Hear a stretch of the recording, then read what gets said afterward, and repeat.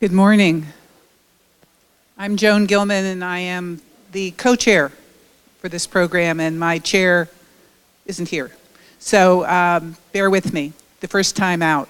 Our speaker today, I don't know about you, but when I went back to graduate school a few years ago, it required for the business school that I take economics. And I did. And I hated it. I mean, the speaker didn't speak English all that well. I couldn't quite get what macroeconomics was all about. I passed enough to get into graduate school. And then I took microeconomics, and then I met Steve Rick. Steve speaks my language. I can actually understand what he says, which is a real plus.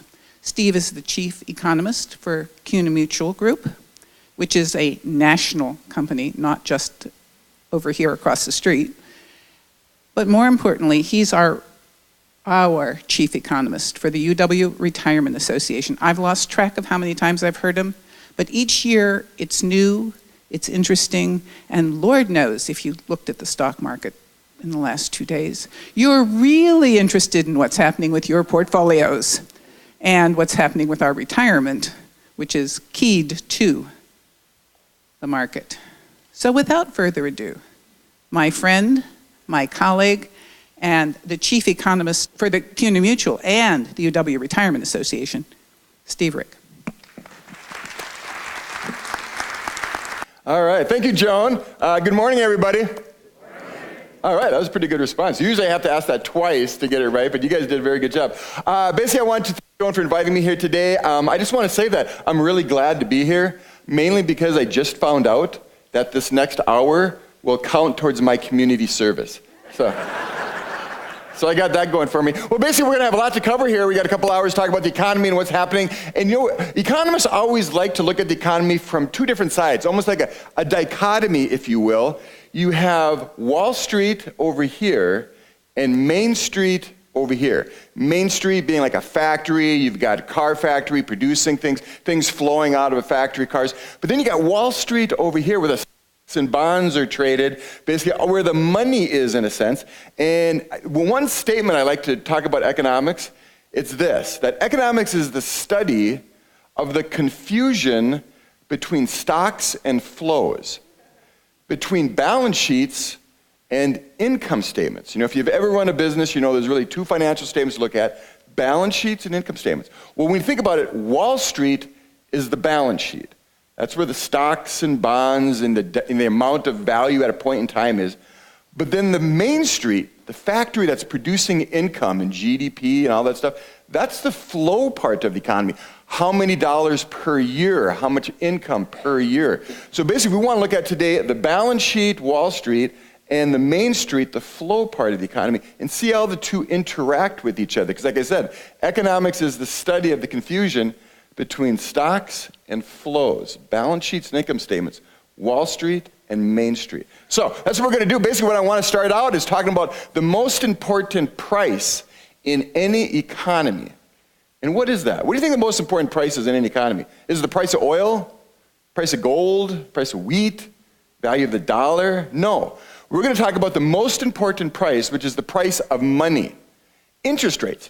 Interest rates are the most important price. That's what the Federal Reserve uses to affect the economy, to get the economy going, to slow the economy down. The Fed uses interest rates. As you know, the Federal Reserve is meeting today and tomorrow in Washington, D.C.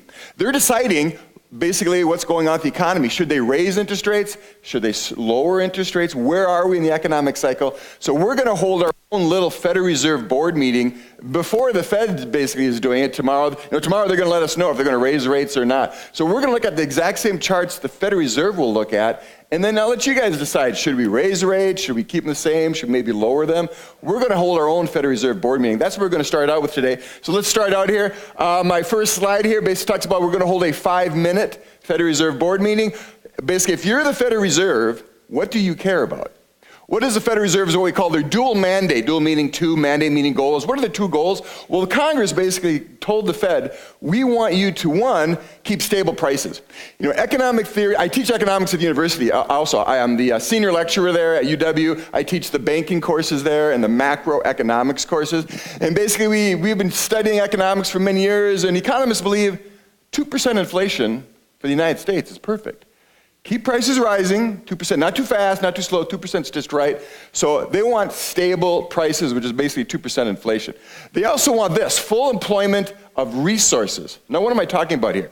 When we're talking resources from an economist's perspective, you've got labor resources and you got capital resources, labor and capital. You bring those two together, you can produce goods and services. You bring labor plus a factory together, you can produce a car. So you want full employment of both labor and capital. You don't want unemployed people sitting at home. You don't want factories sitting idle. You want everything working at their normal production rate. Full employment of resources. All right, well, the Federal Reserve has what they call critical measures. They try to measure this, right? What's that old statement? If you can't measure something, you can't manage it. So they have these measurements of the economy that they want to keep track of, see if they're hitting their goals, see if things are going right. Well, they have this little table, looks something like this. They have this long-run equilibrium goal. This is what economists believe, that in the long run, the economy tends to these levels that we'll see in a minute. And then I've got a little column here called the actual column. Actually, what's happening to the economy? Are we hitting the goals? Are we not? Well, let's take a look at the first one the Fed cares about. The most important thing the Fed cares about is inflation. Keeping the price level growing about 2%. That is their target. That's their goal. We are actually at that.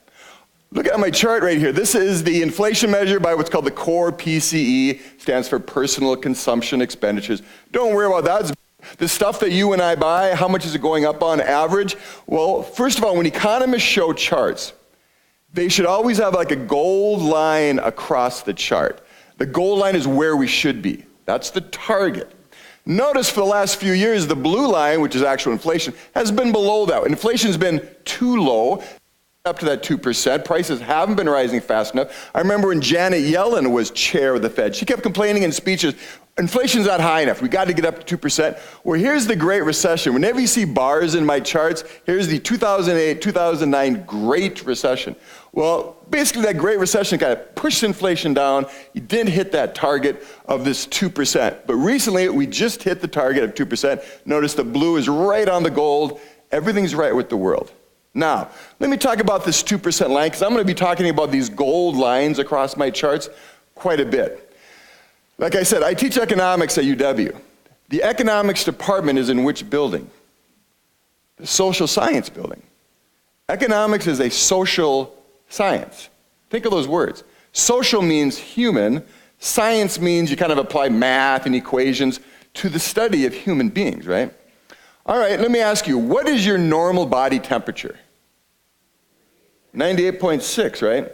That's where your body tends to go to in the long run. You may wake up in the morning, it's lower than that. In the afternoon, it's higher. But it kind of cycles around 98.6 degrees. Well, I want to use this analogy of your body and its temperature throughout the presentation today.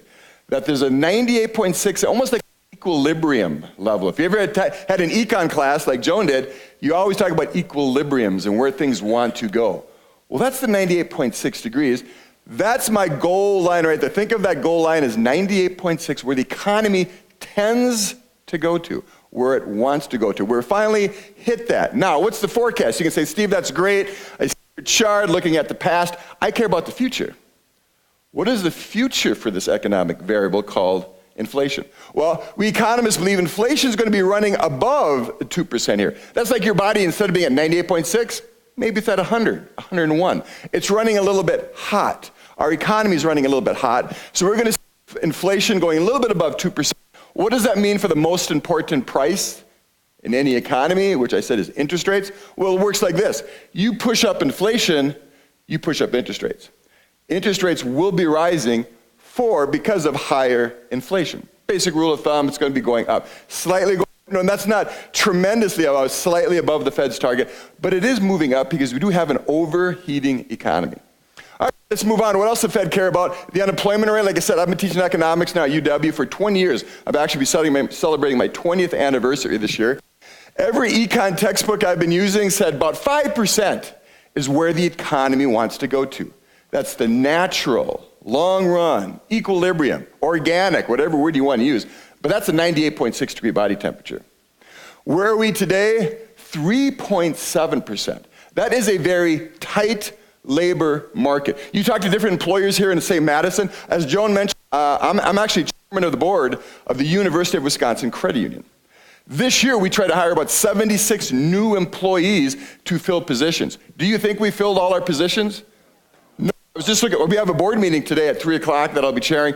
I was looking at it. We are saving money on operating expenses because we haven't filled a lot of positions yet. It is very difficult to find people who can, 1, show up to work on time, 2, can pass a drug test, 3, can pass a criminal background check. It is very difficult today across the country to find qualified people.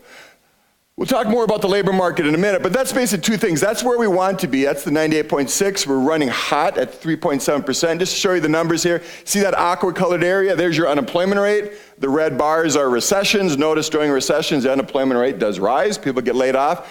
Here's my gold line. Notice it's slightly less than 5%.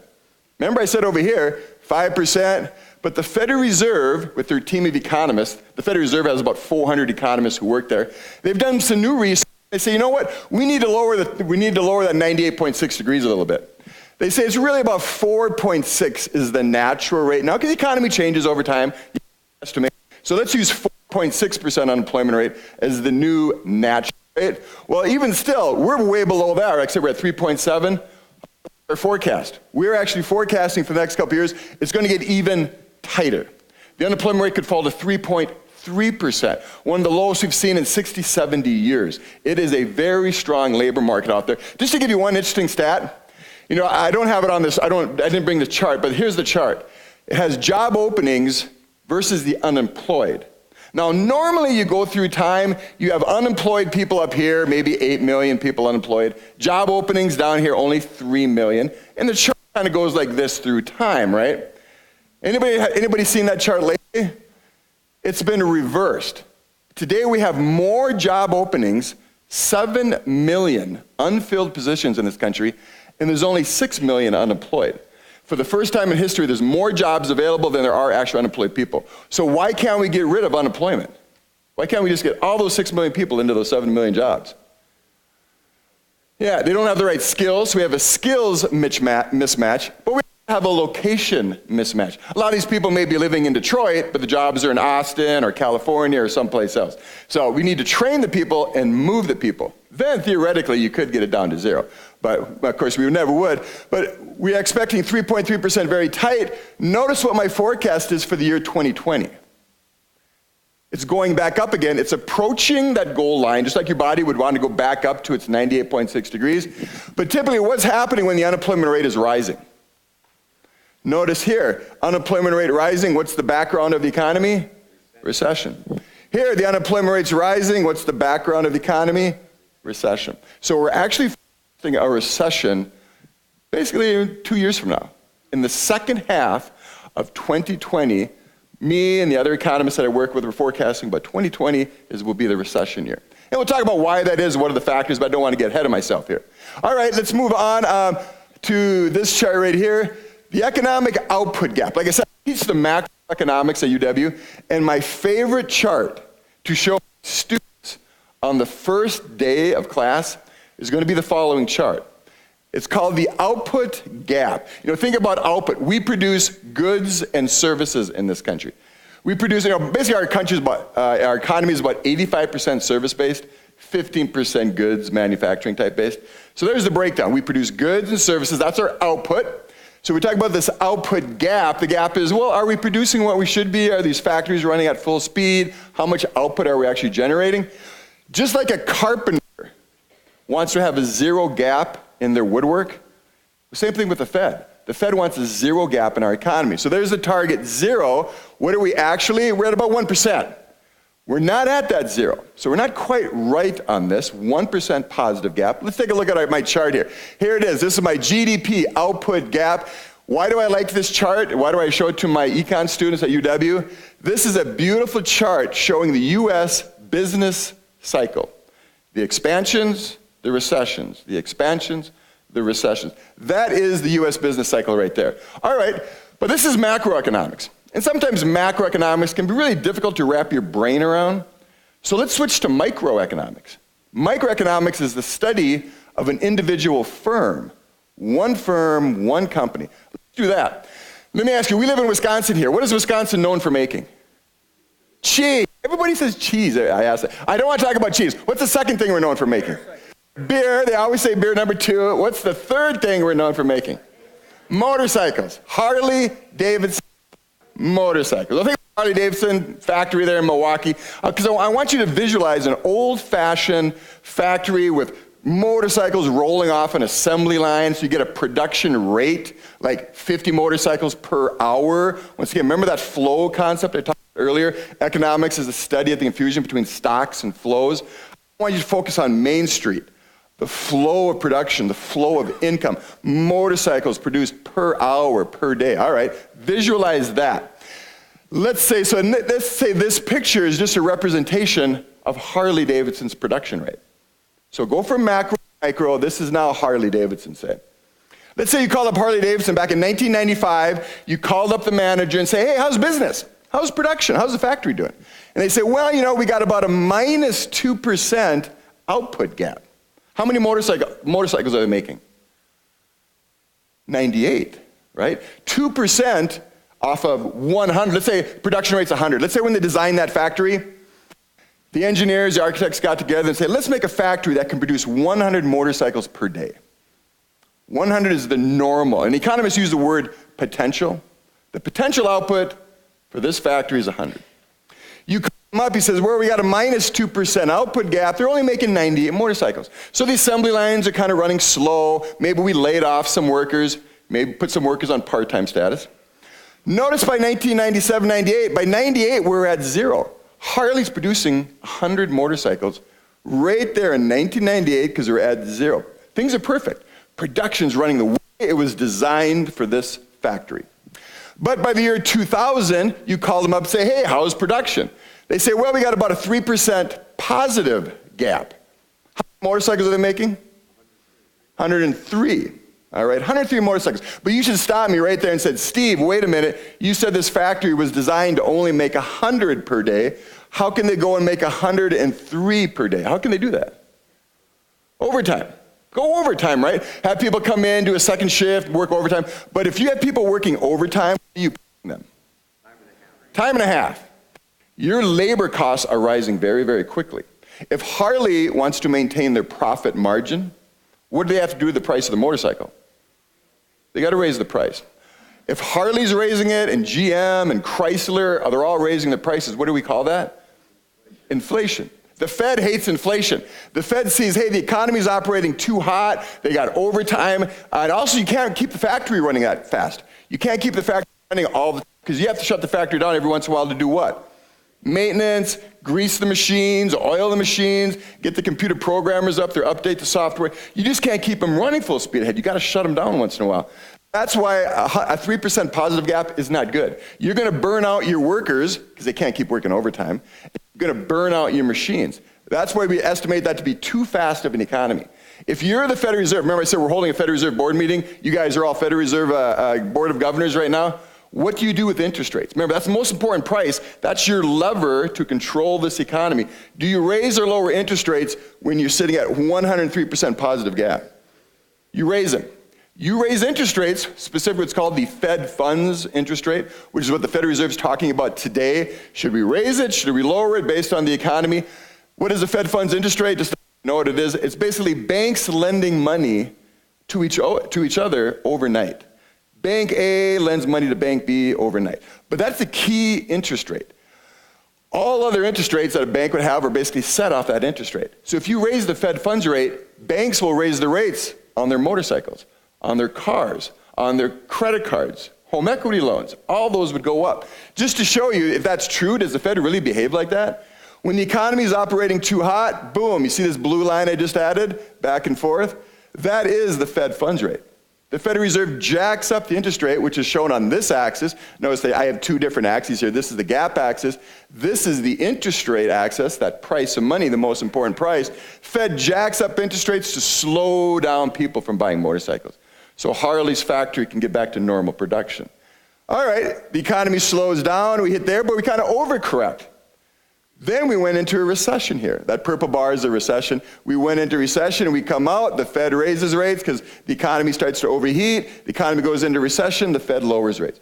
Notice this is your Great Recession of 08-09. Economists use that phrase, Great Recession. Why do we call it the Great Recession of 08? Look at the depth of that hole. We had a minus 6% output gap. Harley's production rate slowed down dramatically. How many motorcycles was Harley making? 94. All right, that is twice the depth of these other two recessions, which are what? 2-3% slowdown in the economy. This was a major slowdown. Okay, that's the intensity of the recession. What about the duration? Economists also look this way, not just up and down on the charts, vertically, but we always look horizontally. Look at how many years we had that hole. What? 1, 2, 3, 4, 5, 6, 7, 8, 9.5 years before the average factory in this country got back to their normal production run of 0. Remember, that's where we want to be, right, at 0. Where are we today? It's a positive. We went from too cool of an economy to now too hot of an economy. Just slightly hot, 1% positive gap. So what is the Federal Reserve doing with the interest rates right now in the last couple of years? Well, basically in the last 3 years, the Federal Reserve has raised interest rates about 2 percentage points. So in 3 years, they've gone up 2 percentage points. You can see it right here. Here's the last 3 years. They're up to, what, 2.2 right now? We expect the Federal Reserve tomorrow, just to give you a forecast, I believe the Federal Reserve will raise interest rates again tomorrow, another 1/4 percentage point, 0.25 percentage point. So my chart tomorrow won't end here. It'll be closer to the 2.5% line tomorrow. They're moving this up. All right, just to show you, here it is, the Fed funds rate. That's what they care about. Where are we today? I said about 2.2% today. Tomorrow it's going to be a 1/4 point higher than that. Where does it want to go? Why is the Fed raising rates? 3%. That's the 90.6 degree body temperature. That's where this rate wants to be in the long run. It wants to gravitate up to that. So the Fed will go from 2.18 up to 3% over the next year or two, get up to that 3% line. So that's my chart. Once again, here it is, but 2, there's 3 right there. You could extend this blue line. It wants to get up to 3. So the Fed's basically going to raise interest rates 3/4 of a percentage point over the next year. They'll have 3 more 1/4 point moves to get roughly around that 3%. That's where we should be when the economy is operating at its potential. When everything's right with the world, when Harley's making 100 motorcycles, we should have 3% interest on this. We're a little bit low. So basically the Federal Reserve is still doing what? They still kind of have their foot on that monetary accelerator. They're still keeping interest rates low to stimulate this economy. But do we really need low interest rates to stimulate an economy that's already operating with a positive output gap? They're making 101 motorcycles at Harley. That's what some economists say. The Fed's a little bit behind the curve here. We should probably be at 3% today, but the Fed is a little cautious. They say, no, we'll raise rates, but at a very slow pace. So that's what they debate. If you've ever watched the Federal Reserve Board meeting or read their reports on it, they're always debating on how fast to raise rates. Do we raise them this time, or do we wait till next time? How fast should we move interest rates up? Moving on, the last thing they care about is the 10-year Treasury rate. Now, the 10-year Treasury, if you've ever been to Washington, D.C., you've got the Federal Reserve building over here. Beautiful white marble building. That's the Federal Reserve. They control interest rates. Down the street, you have the Treasury Department. Treasury, of course, takes in taxes. You tax them. They spend money on airplanes and tanks and Social Security checks, and all that stuff goes out. So you got the Treasury Department over there. Let me ask you, who's the Secretary of the Treasury? Steve Mnuchin. Right, Steve Mnuchin. He's a former Goldman Sachs guy, big executive director, producer of movies coming out of Hollywood. He's running the show over there now. You can borrow money. This is the 10-year Treasury, which actually dropped a little bit less than this, below 3%, but right around 3%. That's the interest rate on a 10-year Treasury bond. Like I said, I work at CUNA Mutual Group. It's an insurance company. A lot of premiums get paid into CUNA Mutual Group, and I say you're paying your monthly premium to CUNA Mutual as an insurance product. We take all those premiums, all this money that's paid in, and we do what with it? Well, part of it, we buy Treasury bonds. So think of CUNA Mutual Group buying a Treasury bond from Steve Mnuchin. paid an interest rate roughly around 3%. It's a little bit less than that today, but just say about 3%. Where should it be today based on the state of the economy? Where is the 98.6 degrees? 4. That's where it should be right now, but it's a little bit low. So the question is, why is this interest rate, which is market determined, supply and demand of bonds, say on Wall Street. Remember, let's get over here talking about Wall Street, the balance sheet, the stock concept. Let's get off of Main Street and Harley Davidson over here, the flow concept. Why are interest rates, seems artificially low? And I use that word artificially and maybe even manipulated. Why are interest rates low when they should be at 4? What's going on in Europe with their money supply? The European Central Bank, headed up by Mario Draghi, he's the president. What are they still doing? What 2 letters describe what they're still doing in Europe? QE, quantitative easing. Quantitative easing is just fancy econ talk for they're printing money still in Europe by bonds. So Mario Draghi's printing up money, going up, buying bonds. But when you print up money, they're increasing the supply of money. Basic economics says you increase the supply of something, what happens to its price? Goes down. So in Europe, where are interest rates in Europe? Way low. That's the price of money. So they're pushing interest rates down in Europe. Now let's put yourself in the shoes of a rich German. They got really low interest rates in Germany. So say your name is Hans, you're in Germany, you look at the interest rates in Europe and say, I don't want to buy any of these bonds. Some of these bonds have negative interest rates. So where do you bring your money to invest? You bring it to the United States. You bring it to the United States to buy our bonds, because at least our bonds pay 3%. So you bring your money here. But of course, in order to bring your euros into America, you have to exchange your euros for dollars in the foreign exchange market. What does that do to the value of the dollar when Hans is demanding dollars so he can demand our treasury bonds? If you're demanding our dollars, you're pushing up the exchange rate of the United States. So the value of the dollar is going up. We have a strong dollar. Then he goes out and buys the treasuries, but when he buys the treasury bonds, he's increasing the supply of money in the treasury bond market. You increase the supply of money, what happens to the price of money? It falls. That's why this interest rate is less than where it should be. I'll call it the Hans effect. All this money flowing from around the world in the United States is keeping our interest rate artificially low. What does that mean for you and me? What loan product do you get when you go to a bank or a credit union that's tied to the 10-year treasury? The mortgage rate.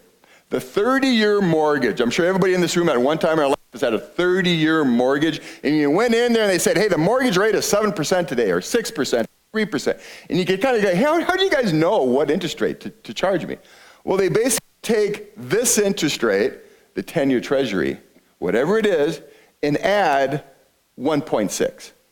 So let's just say that the 10-year treasury today is 3%. Bankers will just add 1.6 percentage points to it. What's 3 plus 1.6? 4.6. That would be a mortgage rate roughly today. You call up UW Credit Union this afternoon and say, hey, I'd like to get a mortgage. What's your mortgage rate? They'll probably say somewhere around 4.6, 4.7, or right around there. But that's how it works.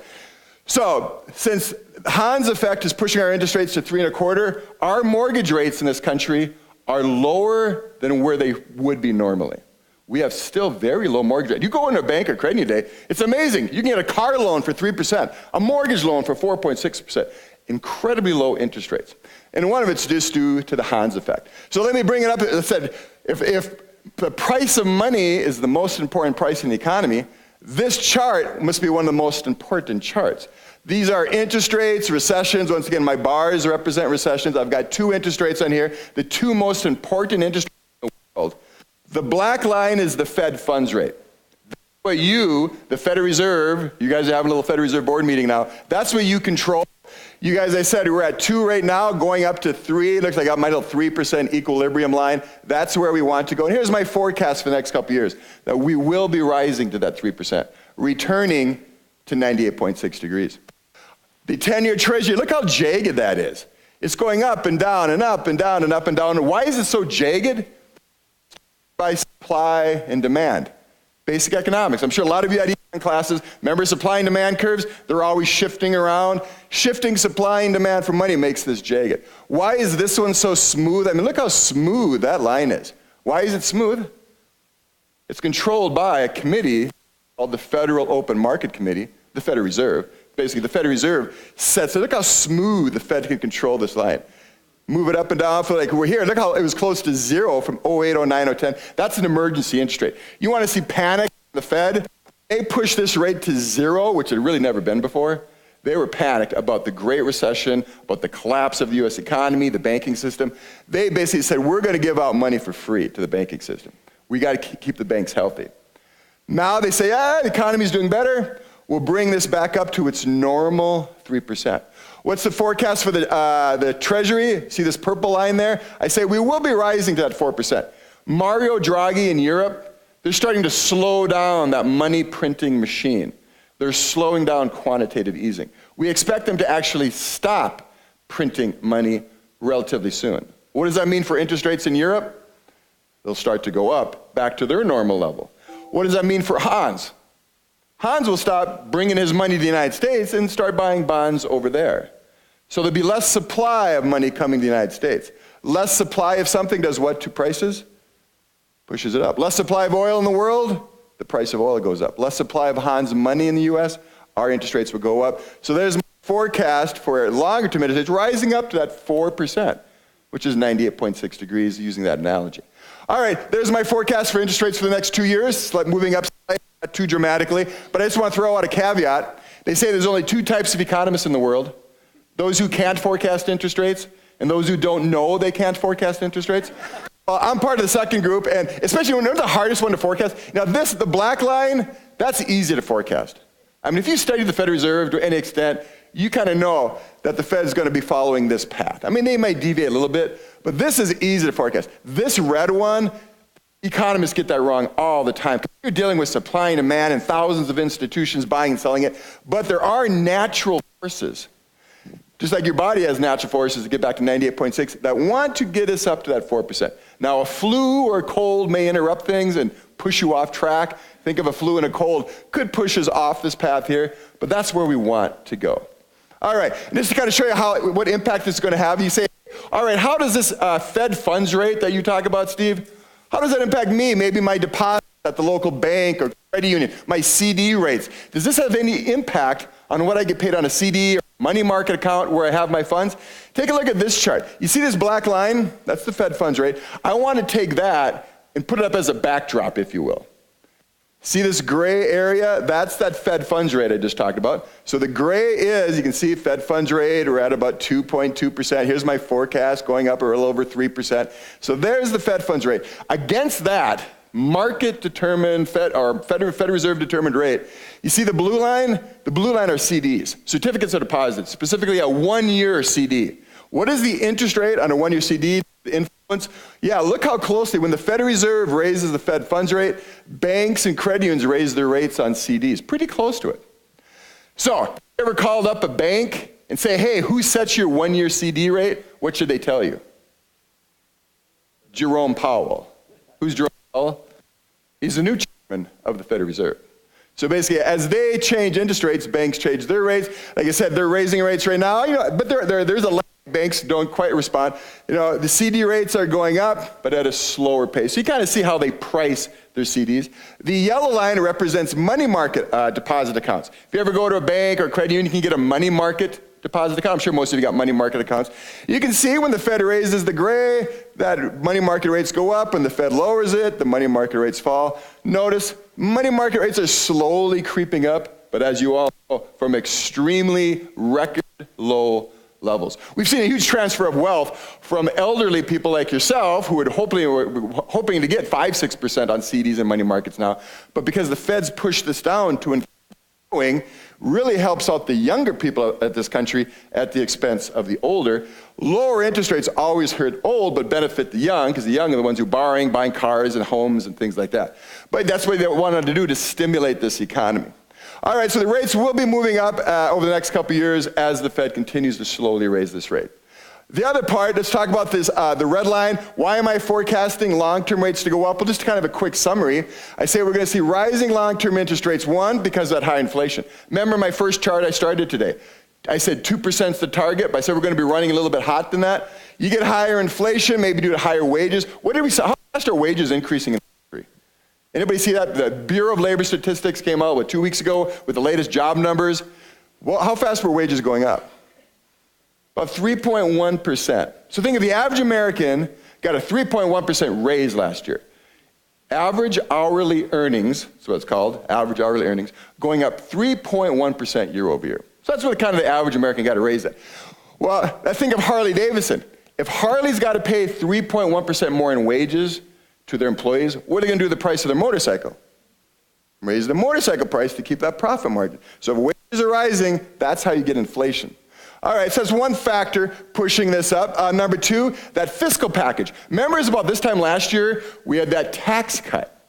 Tax cut, remember, lowered the tax rate on corporations from 35% to 21%. So corporations have a lot more profits this year, doing a lot more stock buybacks. One of the reasons why the stock market's at a nice high.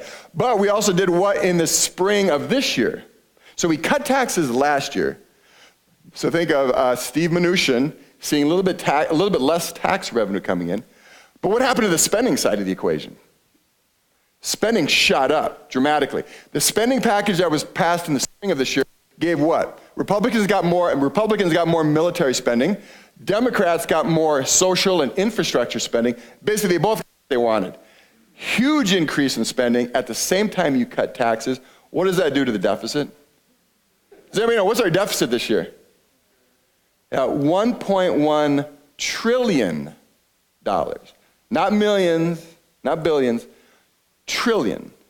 We're on a deficit this year, meaning we're spending this much, we're taxing only this much, and we have a hole in our budget of $1.1 trillion that Steve Mnuchin has to do what to fill it? How does he fill a $1.1 trillion hole? Sells bonds. Remember that 10-year treasury bond industry? He's got to sell a lot of bonds to, say, CUNY Mutual Group right across the street. Because we're taking in those, remember, insurance premiums come in every month. We take all these premiums and just give it to the government in exchange for a 10-year treasury bond. That's how the game works. So we're taking money from one sector and giving it to the government so they can buy planes and tanks and whatever. All right, but the fiscal package, we're going to get more inflation than growth. When I say more inflation than growth, why? Why would we see just prices go up instead of, say, producing more? When I say growth, I'm saying producing more stuff. Remember, what is Harley running at right now? What's the production rate? 101. They're already kind of operating at overtime. Machines are running full speed ahead. Let's say the government called up Harley and said, hey, we need a bunch of motorcycles for our military. Can you produce a whole bunch more? What's Harley going to say? What are they going to do?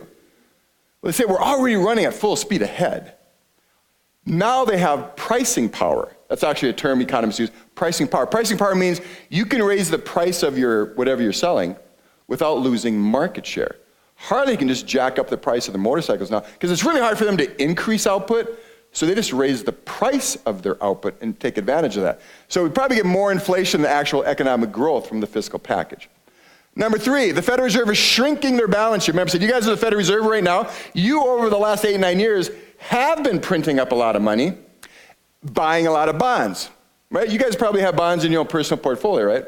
You've got this huge bond portfolio, trillions of dollars of bonds the Feds have bought in the last couple of years. They want to reduce the size of that. They want to reduce the size. So as these bonds mature, they're not reinvesting them. You know, the institution sends over a check to Jerome Powell at the Fed and say, hey, your 10-year treasury bond just matured. Here's your money back. Jerome Powell says, well, thank you for the $10 million check. We're not going to buy a new one. We're not going to roll this over and buy a new treasury bond. They say, thank you very much, we'll just keep this money. They want reducing the size of their bond portfolio, Federal Reserve Bank. By how much? Does anybody know how much they want to reduce the size of their bonds portfolio? $600 billion. So they want to reduce, they want basically receive $600 billion in cash and not go around and reinvest it in new treasury bonds. $600 billion. So they're basically thinking like this. They're taking $600 billion out of the economy. They're reducing the supply of money by $600 billion. Basic economics again. You reduce the supply of something, what happens to its price? It goes up. You reduce the supply of oil in the world, price of oil goes up. The Fed reduces the supply of money because they're just taking it out of circulation, holding it out of the Federal Reserve Bank, price will go up. So you got the, just kind of add it up again now. You got the Treasury Department over here, they need to borrow $1.1 trillion. That's going to push interest rates up. That's increase in demand. You got the Fed reducing the supply of money by $600 billion. Basic economics, you reduce the supply of something while the demand is going up, prices will rise. That's why we have the purple line. The price of money will go up.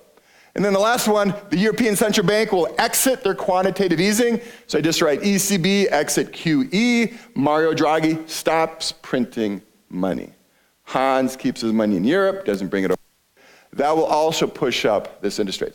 These are all the factors getting us back to 98.6 degrees, or 4%. All right, moving on. Here's the deficit chart. So if you want one chart that keeps economists up at night, this is the chart. This is our federal government surplus or deficit. Some years we do run a surplus. Notice, remember back in 1998, 1999, 2000, we actually ran a surplus. Translation, we were tax revenues way up here, government spending down here. We actually had a surplus. Remember, who was running for president back here during this? Remember the election? Who was running for president? Remember, we had remember Al Gore? Remember, after running all these surpluses, Al Gore gave a speech talking about, we're going to create a lockbox. We're going to take all these surpluses and kind of put it away and maybe actually start paying down our debt. And I remember reading articles back then that some economists thought, if we keep running surpluses, we could pay down our debt and get rid of it completely. Well, that didn't happen too long because, boom, we went back into a deficit. Why did we run a deficit here back in, say, 2002, 2003? We had tax cuts, but we also had a war, and we also had a recession. We had the 2001 recession there, so we did have a deficit. But then the economy improves, the deficit starts to go away again. Nice, you like to see that. What caused this massive 1.4? This is 1.4 trillion. Great recession. There's your Great Recession. Basic economics, Great Recession. We had 10% unemployment. 8 million people lost their jobs. That means 8 million people are not paying taxes. That's going to increase your deficit. Also, we have more government spending on what? Food stamps, Medicare, Medicaid, things like that. So government spending goes up in a recession. There's a lot more poor people that need some help. So you'd expect to run a big deficit during a Great Recession. But the economy improves. As the economy improves, the deficit gets smaller and smaller and smaller. 2014, deficit was only $485 billion, only $485. But there, in 15, it went to 438. 15 was a great economy. But by 16, we started running deficits again. 17, 18, 2019, we're in the new budget year. We're forecasting for this year 1.1 trillion. Let me ask you, are we in a recession? No, I just said, this is a great economy. We're overheating. The economy is too good. Unemployment rate is too low. Too many people working, paying taxes. How can we be running deficits? Like I said, we cut taxes last fall, and we increased government spending this spring. Massive deficit. It's kind of one factor why the economy is doing so well is because we had a massive fiscal stimulus. When should you normally have fiscal stimulus? What conditions should the economy be in? A recession. A lot of economists say, why are you guys having a massive stimulus when the economy is already overheating? Why are you cutting taxes and increasing government spending? Running a huge deficit. Notice I got forecasts out through 2027, so kind of the next 9 years or so. Basically going out for the next 9 years, the deficits just get bigger, not smaller. And this is from the Congressional Budget Office. They're a nonpartisan team of economists there, try to get their best guess on how much revenues are coming in. Let me ask you, does the CBO ever forecast recessions? No. So this is almost the best case scenario. You know we're going to have a recession in the next 10 years. When you have a recession, what's going to happen to the length of these bars? Going to get a lot bigger. So this is the best case scenario. These guys are probably going to end up with, especially if we have a recession in 2020, which myself and many other economists are forecasting, this bar is going to drop significantly because people won't be paying taxes and they'll be receiving food stamps and Medicare and all that. But this is worrisome. That's going to push those interest rates up over the next few years. And let me ask you, why are higher interest rates bad for the economy?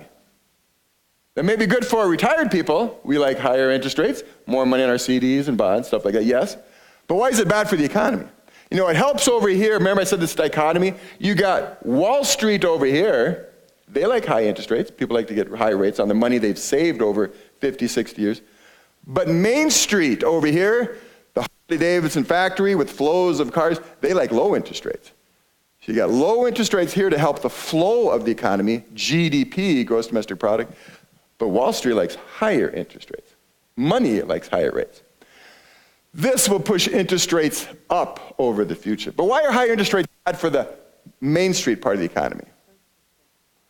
Yeah, well, high interest rates just slow the economy down. Think of it like this. If you're a business, you want to expand, borrow money from the bank, take out a business loan, buy some new equipment, new machines, latest technology, because that increases productivity.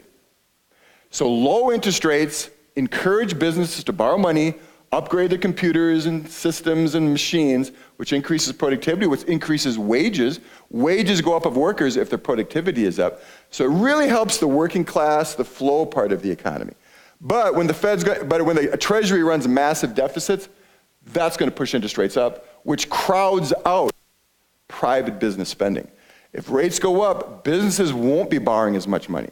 They won't be investing as much. You won't see productivity growth, which will slow the economy down in the long run. So economists actually use that phrase, the crowding out effect. High government spending, high government deficits raises interest rates, which crowds out private businesses spending, which slows the economy down. That's why we're concerned about interest rates rising too far, too fast, and crowding out private business spending. Moving on, what causes a recession? So I said we may see a recession in 2020. So I asked the question, what actually causes a recession? What causes these purple bars to pop up on my screen? Well, you kind of need a necessary condition. You need to set the stage, if you will, for a recession. What do I mean? Basically, the necessary condition, you need an overheating economy. I want you to play the economist. You see, this is a recession, purple bar, recession, purple bar. What's going on with the economy right before the recession? You get a recession, but right before you had overheating. Here's a recession, right before overheating. We got the necessary condition today. We are overheating again. People are going out, buying a lot of motorcycles, spending a lot of money, buying a lot of stuff, satiating some of their demand. If you go out and buy a car today, what do you buy next year? We don't have to buy a car next year. So you kind of get these cycles of spending and then saving, and spending and then saving. Right now we're in a cycle of a lot of spending. That means next year people won't be spending as much. So expect a purple bar to pop up just based on history. Why does an overheating economy kind of set the stage for a recession? Well, you get very tight labor market. Do we have that? Yeah, unemployment's at 3.7, wages are rising faster. So wages will continue to rise faster and faster this year as the unemployment rate goes lower and lower this year. So this is how we set the stage, the necessary condition. All right, economists have basically boiled it down to 4 things cause recessions. There are 4 things that typically, historically, for the U.S. cause recessions. Number 1 is this, a financial imbalance or excess. Remember, financial imbalances, am I talking Main Street over here, or am I talking Wall Street? Let's go over here. I'm talking Wall Street, money, stocks, and bonds. An imbalance or excess, remember, what caused this recession of 2001? What market got out of whack that the prices were in a bubble and we had a bursting asset bubble? Yeah, 2001 was the stock market. So we got over here. Wall Street, prices rose really quickly, came smashing down with the whole tech boom. Wall Street got hit. But it actually impacted Main Street, because Main Street is where we talk about recession. Main Street got hit, GDP fell, less flow of Harley-Davidson motorcycles coming out. It actually impacted Main Street over here, and that's showing up right there with the bar. So Wall Street can impact Main Street. Same thing here. What asset bubble got out of whack here in 06, 07? Housing. Housing prices rose to very, very high levels. We'll actually take a look at some charts in a minute. Very high levels. Those prices came crashing down. Balance sheet over here, but it did impact the income statement, the flow over here on Main Street, causing that recession. All right, let me ask you, are home prices overvalued today, like they were 10 years ago?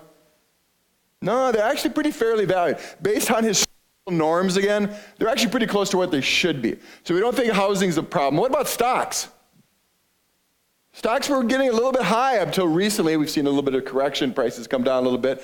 But basically, most economists don't think the stock market is that out of whack. Even if it did come down to somewhat a little bit normal, it's probably not enough to bring a recession. So economists say we don't really have a big financial imbalance. Well, if here's one market. If you say look at one market on Wall Street over here that looks like it's ready to pop, it's corporate bonds that are junk status. Junk corporate bonds got bid up very high. Everybody's chasing after yield, pushed up the price of junk corporate bonds. We're already seeing some of those prices drop a little bit with fears of recession. But the corporate junk bond market, if it popped, is not big enough to bring down Main Street over here, the GDP part of the economy. So fortunately, it's not big enough. So economists say, yeah, let's scratch this one out. That's not going to be the next cause. Number two, how about some exogenous external shock? What am I talking about here? Terrorist attack, war, trade war. This last one has, of course, come to prominence in the last few weeks here, a few months. What are we talking about there? Trade war with China, tariffs, which is interesting. We'll actually take a look at it in a minute. But whenever the value of the dollar goes very high, you start to see manufacturers in the United States asking for what? From our government. Protection. Protection from imports. It's called protectionism. Protectionism can show up in the form of tariffs. So whenever the value of the dollar goes up, think of Harley-Davidson can't sell as many motorcycles in Canada. Because when the dollar is high, like it is today, Canadians, very difficult for them to afford Harley-Davidson motorcycle. They'll go out and buy Honda motorcycles from Japan or otherwise. So it starts to hurt sales of, say, Harley-Davidson. So then they ask the government, okay, can we get a tariff or some help? So that's what we typically see. Whenever the value of the dollar goes up, calls for protectionism increase in our country in the form of tariffs. All right, but basically a trade war, terrorist attacks, say, yeah, probably we don't expect, hopefully cooler heads will prevail and we don't get in a full-blown trade war with China. So you say, yeah, let's take this one off the list. That's probably not going to be the cause of the 2020 recession. High inflation. Remember, if you guys are still the Federal Reserve right now and you're trying to figure out what you do with interest rates, if inflation gets too high, which you guys hate, 2% is what you want. If inflation gets too high, you got to raise those interest rates to cool off the economy a little bit. If high inflation leads to excessive monetary policy tightening, meaning, translation, you just raise interest rates a lot. Are we going to see high inflation anytime soon? Are we going to see like 4, 5, 6% inflation? So on my chart, I kind of got a little bit above 2%. Are we going to see 5, 6%? Most economists say no, but there is a pocket of economists out there who says, no, we could see massive inflation. Why? What did the Federal Reserve do with the money supply in the last 10 years? A lot of this, right? They printed up a lot and lots of money. Milton Friedman, the famous Nobel Prize-winning economist, his famous quote was the following: inflation is everywhere and always a monetary phenomenon. Translation, you print up a lot of money today, you should be getting inflation tomorrow. That's what my econ textbooks have been telling me for 20 years, and I've been teaching my students that for 20 years. You increase the money supply, you should see inflation. But we haven't seen that inflation. Something's changed in the last few years where that inflation is, you saw my chart, inflation's been too low for too long. We haven't seen that inflation, and most economists think we're not going to.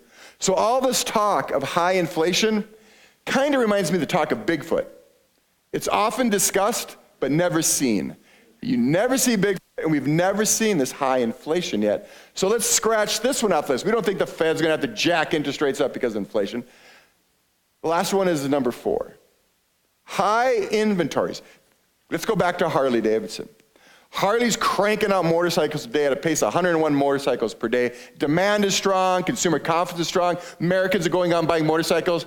What if that demand starts to kind of taper off a little bit? And production's still running high.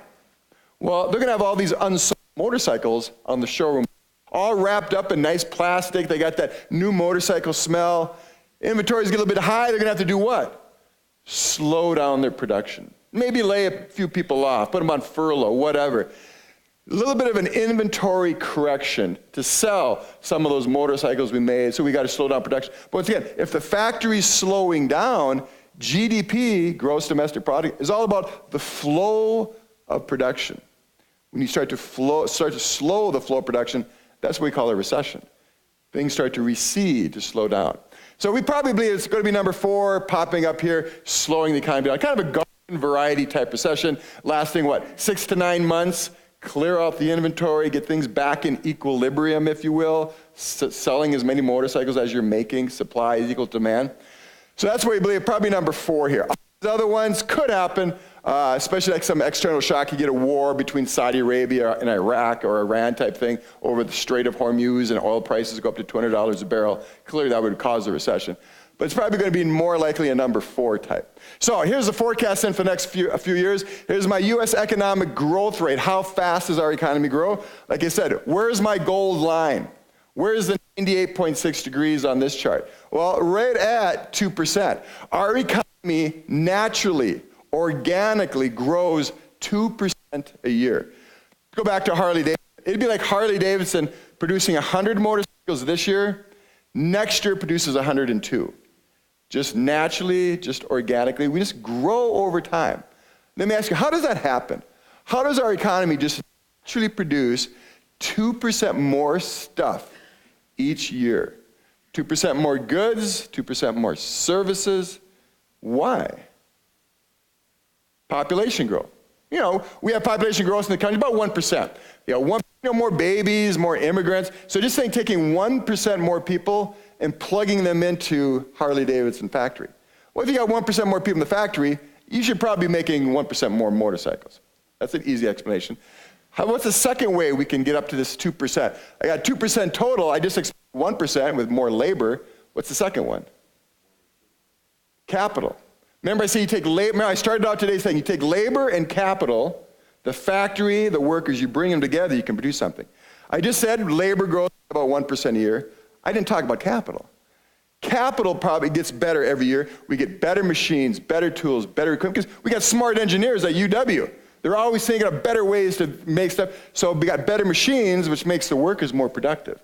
Productivity increases by roughly 1% a year. So think of all those workers who are currently at Harley Davidson, they get 1% more productive. They're making 1% more motorcycles also. So yeah, you do the sophisticated math, add 1% plus 1%, you get 2.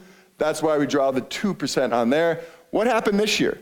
Well, here's our forecast for 2018. I know the year's not over, got a couple more days left, but we're gonna say about 3% more stuff was made this year than last year. 3% more stuff flowed out of our factories this year. 3% more motorcycles, if you will. Next year, what's our forecast? 2019, 2.3%. It's kind of a good news, bad news type thing. The bad news is it's a little bit slower than it was this year. But the good news is we're still above the 98.6 degree 2% line. So it's going to be a decent year. Notice how many years will we have green bars with no red bar? Now, red bars are recessions. Recession, recession, there's a recession. We've had what, 1, 2, 3, 4, 5, 6, 7, 8, 9, 10 years of an economic expansion where our factories are producing more and never receding. Is that a long time? That will be the longest in American history. If we can go through next summer with no recession, it'll be the longest ever. And we've got economic data going back to 1854. Pretty long time series, a lot of data there. This would be the longest ever, so that's nice to go 10 years with no recession. But then what do we have for 2020? Minus 1%. That's just to signify Harley producing, say, 1% fewer motorcycles in that year. The recession, the inventory correction, if you will.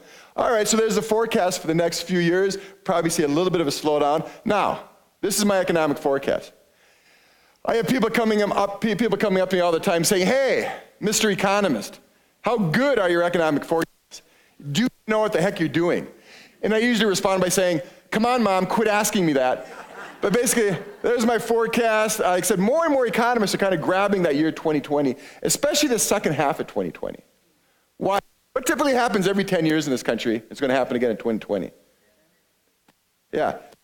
Annual census. That's where we count up all of Americans, right? Every 10 years, the government will hire like 330,000 Americans to go door to door and count us all up and ask us all these questions. So they're going to have a lot of people in the first half of 2020. But what happens to all these people in the second half of 2020 when they're done handing in all the sheets and counting us all up? Boom, they lay them all off. So that's one factor to kind of slow things down a little bit. But there's a lot of other factors, but that's what I'm saying, probably the second half of 2020, which brings to this. Here's a nice statement to actually define what a recession is. A recession occurs when there's too little spending, the demand side, if you will. Remember, economics, study of supply and demand. Too little spending to keep an economy's resources from falling idle. To keep Harley-Davidson's factories from falling idle. Keep them full speed ahead. Keep them running at that potential output of 100. All right, so I have 6 factors actually pointing to recession in 2020. Let's go through it one at a time here. Factor number 1, the credit cycles drives the business cycle. Credit cycle. Borrowing and then saving. Borrowing and saving. That really drives. I got a chart coming up in a little bit to highlight this, but I say the credit cycle will start to wane in 2020. Loans at banks and credit unions will start to slow down, which typically precedes a recession. Number 2, the recent fiscal stimulus, I just talked about all that government spending and tax cuts, will start to fade a little bit, and tax cuts will fade in 2020. That's going to slow down. We got a boost this year because of it, slow down next year. Basic economists, let me go back to this chart right here. You see that 3% right there? You know, it's above the 2%. We should be at 2%.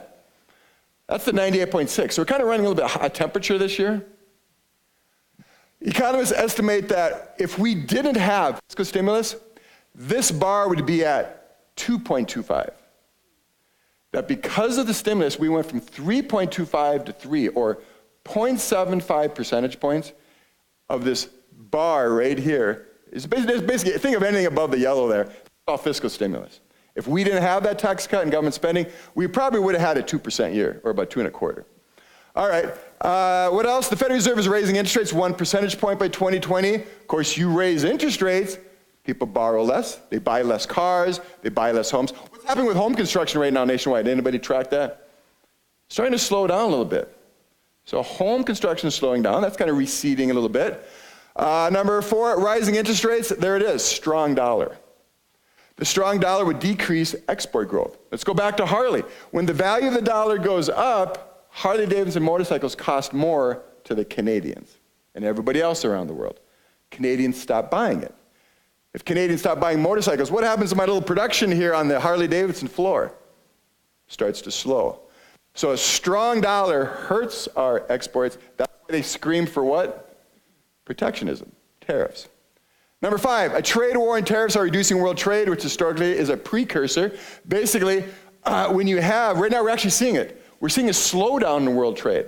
And whenever you see that, that is a precursor to a recession.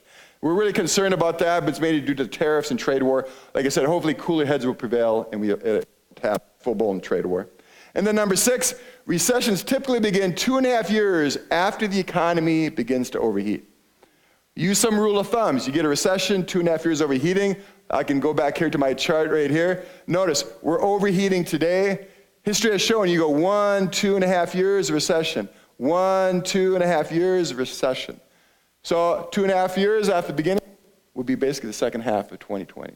So just using these rules of thumb that economists have, they say that we could see a slowdown starting basically 2 years from now. All right, we got a break here. We were on for about a little over an hour and 4 minutes. We'll take a quick 10, 5. Yes, we're going to take a break and we're going to be back at 1/4 after. All right, 10-minute break. We'll see you at 11:15. Okay, without further ado, oh, wait a second. Good. You're on, you're good, I'm out of here. All right. All right, let's pick it up where we left off. I want to take a look at a couple sectors of the economy that are kind of the mainstay, if you will, for the U.S. economy. And the first one is automobiles. As we know, the United States is a big auto manufacturer. You got General Motors, Chrysler, Ford producing cars. And of course, we have a lot of car companies here, BMW and so forth, who actually produce here. I want to talk about the auto market and vehicle sales, how they've been doing. Once again, where's my gold line? Where's my 98.6 degree body temperature? Right there, about 16.5 million. That's what we should be selling of cars every year. Basically to keep pace with population growth, income growth, things like that. We should be selling about 16.5 million. Notice the last few years have been banner years for car sales. We've been selling more than 16.5 million. That's been doing quite well. Let me ask you, why has this been taking place? Why have we been selling so many cars, which means a lot of banks and credit unions have been making a lot of new car loans. So it's really been helping the economy, buying all these cars, a lot of jobs being created. Why has it been doing so well the last few years? Yeah. Look at the pent-up demand, we can use that phrase. Notice we weren't selling 16.5 million cars. They were only selling about 9 million. So we had a lot of pent-up demand. Of course, when you're in a recession, people postpone buying what we call a durable good. A durable good is anything that lasts 3 years or longer, like a car, an appliance, furniture, big screen TVs.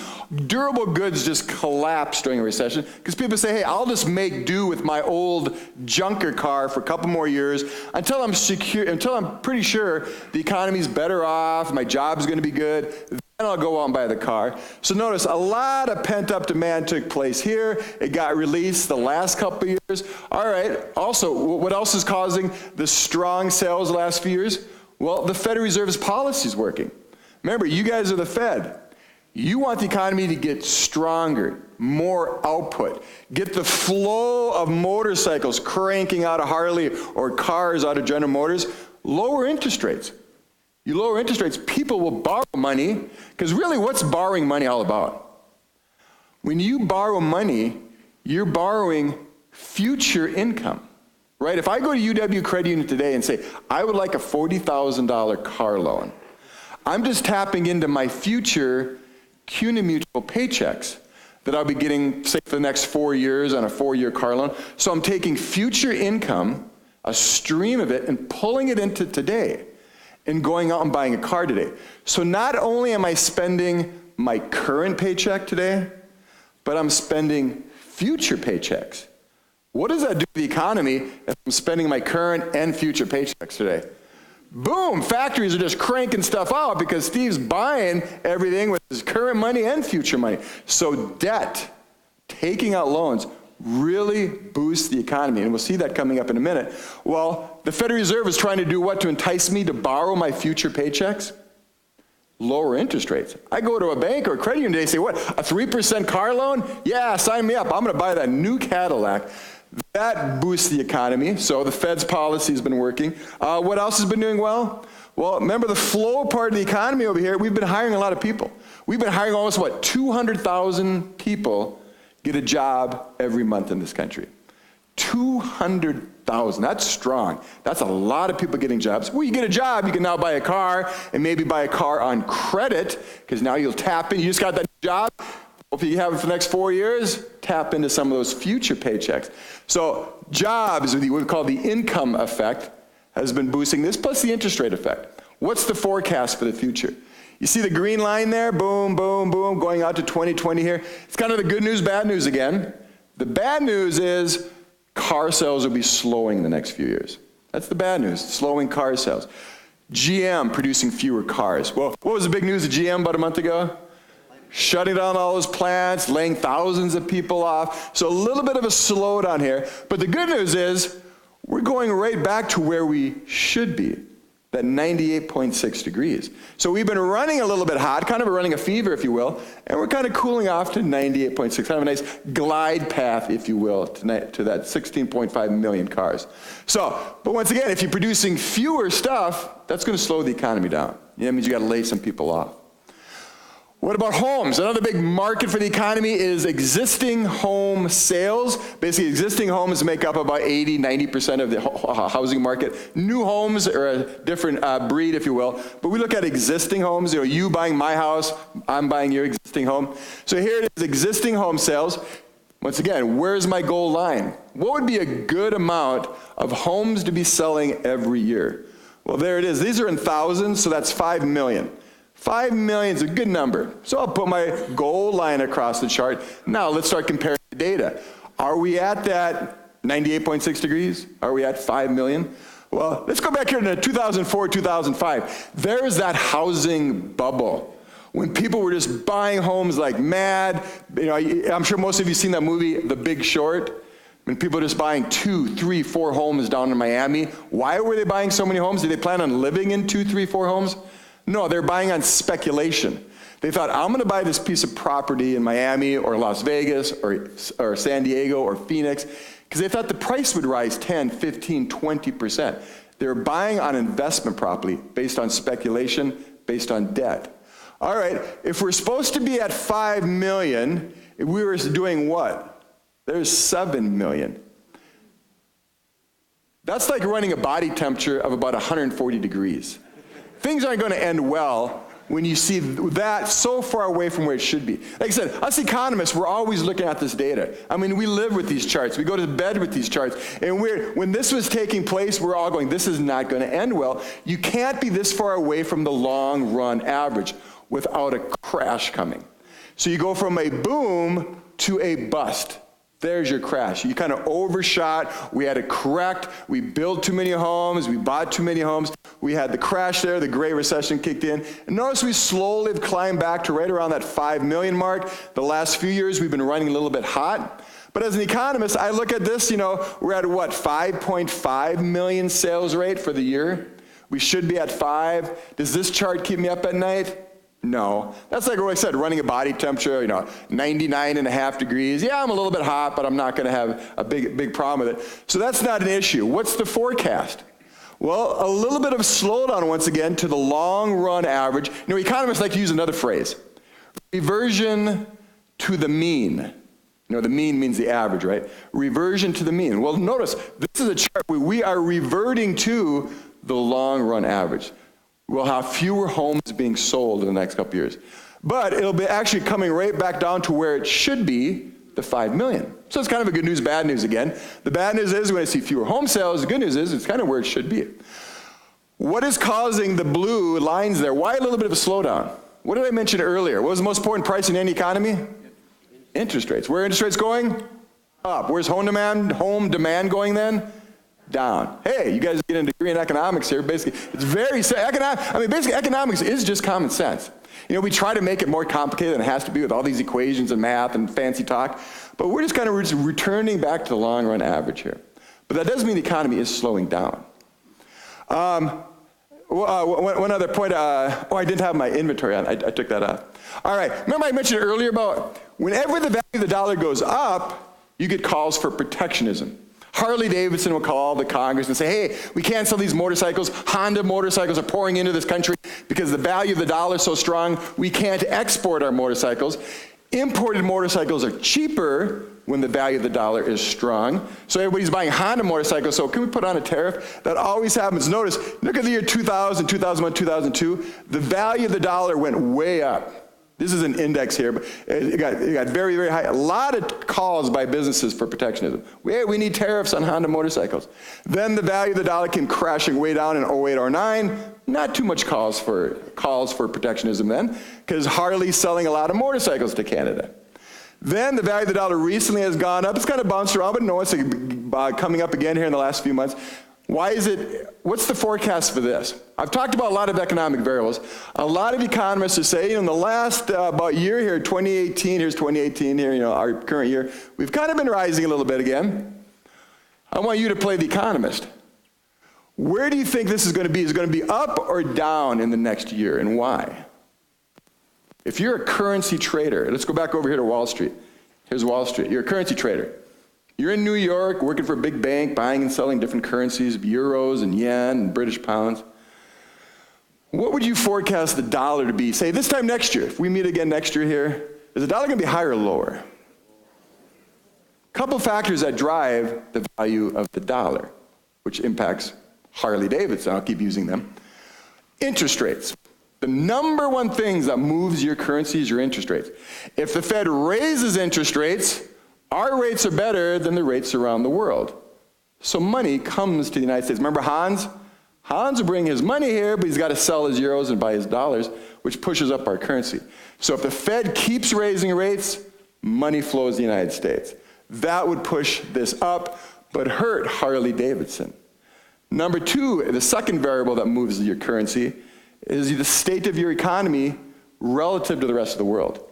How well is the United States doing on the flow part, the GDP, the income, versus, say, Europe, Japan? You know that old statement, in life, everything is relative? How is the United States doing relative to Europe? What's happening in Europe right now? Are they growing faster and faster, or are they growing slower and slower? They're starting to slow down a little bit. Germany actually had a negative economic output last quarter. They slowed down.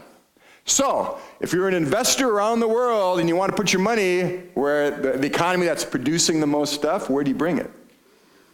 To the United States, pushing our interest rates down, but pushing the value of the dollar up.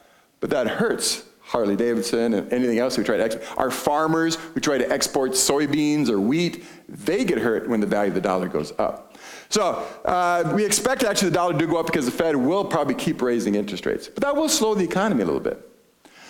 Moving on, what about oil prices? Let me ask you, what's happened to oil prices recently, just in the last month? Look at this big drop. You know, for a while there, oil prices were rising higher and higher and higher. That kind of tracks the world economy, right? When you think about it, you know, oil is a unique product. I mean, oil is an incredible product. What really is oil? It's dead dinosaurs, right? But even beyond that, what really is oil? It's solar energy. I mean, think about it.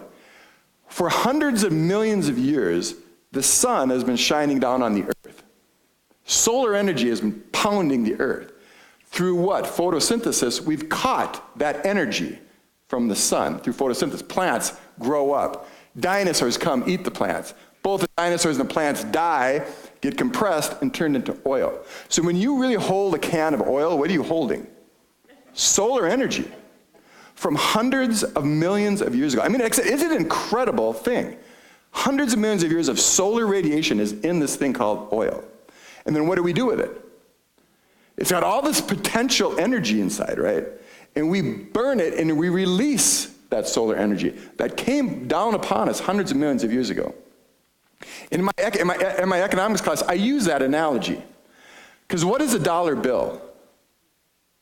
A dollar bill is exactly like oil. But it's not, oil is a storage of solar energy. What is a dollar bill a storage of? Human energy. Actually, in my class, I tell my students, I'm going to talk to you about oil for 1 minute. And I give that little speech about solar energy, blah, blah, blah, blah. And I say, let's say the university president runs down and pays me a dollar bill. He said, Steve, you worked for 1 minute, you get paid $1 every minute, and he gives me $1. That dollar really represents the storage of my human energy. For that 1 minute lecture on dinosaurs and solar energy, I got paid $1. So that stored my labor in that dollar. Now, I can take that dollar and do what with it? I can take that little greenback and shove it in my pocket and let it sit there for 1 year, 2 years, 3 years, before I release it, take it out of my pocket and do what with it? Spend it. In a sense, I'm releasing that stored energy from my little 1 minute dinosaur speech. I release it and I buy a sandwich with it. Just like when you burn the oil, you're releasing that solar energy. So a dollar bill is analogous to a can of oil. One's a storage of solar energy, dollar's a storage of human energy. And you can spend it or store it as long as you want. All right, basically, so here is the price of oil, this beautiful thing that came from the sun hundreds of millions of years ago. It has now dropped significantly. I'm sure you've all just noticed, dropped around the gas stations lately. What have you seen on that little sign there, gas prices? Just crashed. Even driving today, I was like, man, look at the price of that. It's really dropping. And it's because of this. Why is it dropping? Why is it dropping so much? Yeah, basically overproduction. The world economy is slowing a little bit, so demand is not growing as fast as we thought it would be. So once again, these oil producers, they try to forecast, hey, how much demand for oil is going to be? So they drill the wells, they get the production running, but then demand was weaker than they thought. But they built all these wells, they built all the production. Crap, we got too much inventory now. And when inventory gets too high, that's when prices fall. So they basically just overestimated the demand for oil in the world, and it's dropped, and so the price is just crashing down. But basically this kind of tracks the overall growth of the economy. Interesting, there's a lot of economists who study peak oil theory. They actually believe that once oil really does start to run out, there's only a limited amount of the stored solar energy in the world. Once we do run out of this, because it's an unbelievable powerful thing, the world GDP is going to start to slow dramatically. Once we've used and burned up this great thing called oil, economic growth is going to slow down. It's going to be difficult unless we find some other energy source. Like, we keep talking about fusion, nuclear power type thing. There's fission right now, but if we're going to get to fusion, which is an unlimited source, but what's the old joke with fusion? It's always 20 years away. They never quite. I remember reading about fusion back when I was in the 70s, thinking, wow, fusion energy, There's no pollution with it. There's no radiation. It's unlimited energy, but it's always 20 years away. We never get there yet. And unfortunately, we're not spending enough on research to actually develop it. But oil prices are down, which is good for, once again, if you're a consumer in the economy, that's good for you and me. We got more money in our wallet to go out to the mall this Christmas and buy more stuff. But it hurts who? The producers, people who produce. And a lot of Americans own oil wells. A lot of Americans make money off of oil. And so they will be hurt. Their revenue checks, their royalty checks are falling because of that. And right now, who's the biggest oil producer in the world? Saudi Arabia, Russia, U.S. We actually produce more oil than any other country in the world. We got Alaska and Texas and North Dakota and California and Colorado. All those states produce a lot of oil. But we burn more oil than that, so we still need to import. We still bring a lot of oil from Canada and Mexico and stuff like that. But oil prices are down, which does help our economy overall at this point. Stock prices. We've talked about that. Where are stock prices today? This is the S&P 500 stock index. You can see it when I last updated, we were about, 2750. Anybody see where stock prices are right now? What did I hear, 23? Or is that the Dow or the S&P? I think we're like about 25 or so. So we're kind of right around here. So they have dropped a little bit, so they're off this high. But you can see, they're pretty high. Relative, once again, everything's relative to where they've been over time. So we're probably sitting right here today. So they have kind of come down. Correction, bear market in some stocks. Bear market would be prices falling 20%, where correction is falling 10%. All right, but just looking at kind of where we're at today relative to the last 10 years, are stock prices overvalued? That's the key word, overvalued. Valued too high based on the underlying fundamentals. What's the underlying fundamentals? How do you value the price of stock? What's the economic theory about pricing stock? It's the present value of future profits. Present value of future cash flows. So you build a little model, what's the future cash flows? You divide it by 1 plus some interest rate, finding the present value of all these cash flows. When we say with the fundamentals, what are those future profits? And you bring them into the present by finding the present value. Are these prices too high? Notice you can see it's pretty high compared to there, compared to there, compared to there. Is it overvalued? Can I answer that question by looking at this chart? No. Why? One, I'm comparing an apple to an orange to a banana. I haven't adjusted for inflation. We know prices go up on average what each year? 2%, right? Remember, so the Fed has a 2% target. So that means Harley-Davidson motorcycles go up 2% a year. That means Harley-Davidson's revenues basically go up 2% a year. That means Harley-Davidson's profits doing nothing go up 2% a year. And if you do the present value of all these future profits, this is just basically inflated because of inflation. So you can't compare that point to that point to that point. So what do economists do?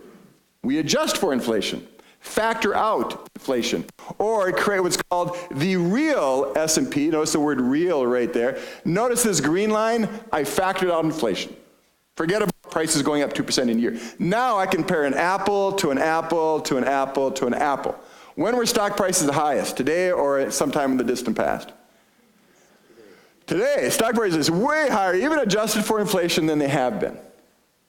Are they overvalued? Can I answer that question by looking at this chart? No. What I need is this blue line. The blue line is the price-earnings ratio. Economists love ratios. A numerator, denominator, one number divided by another number. It normalizes things.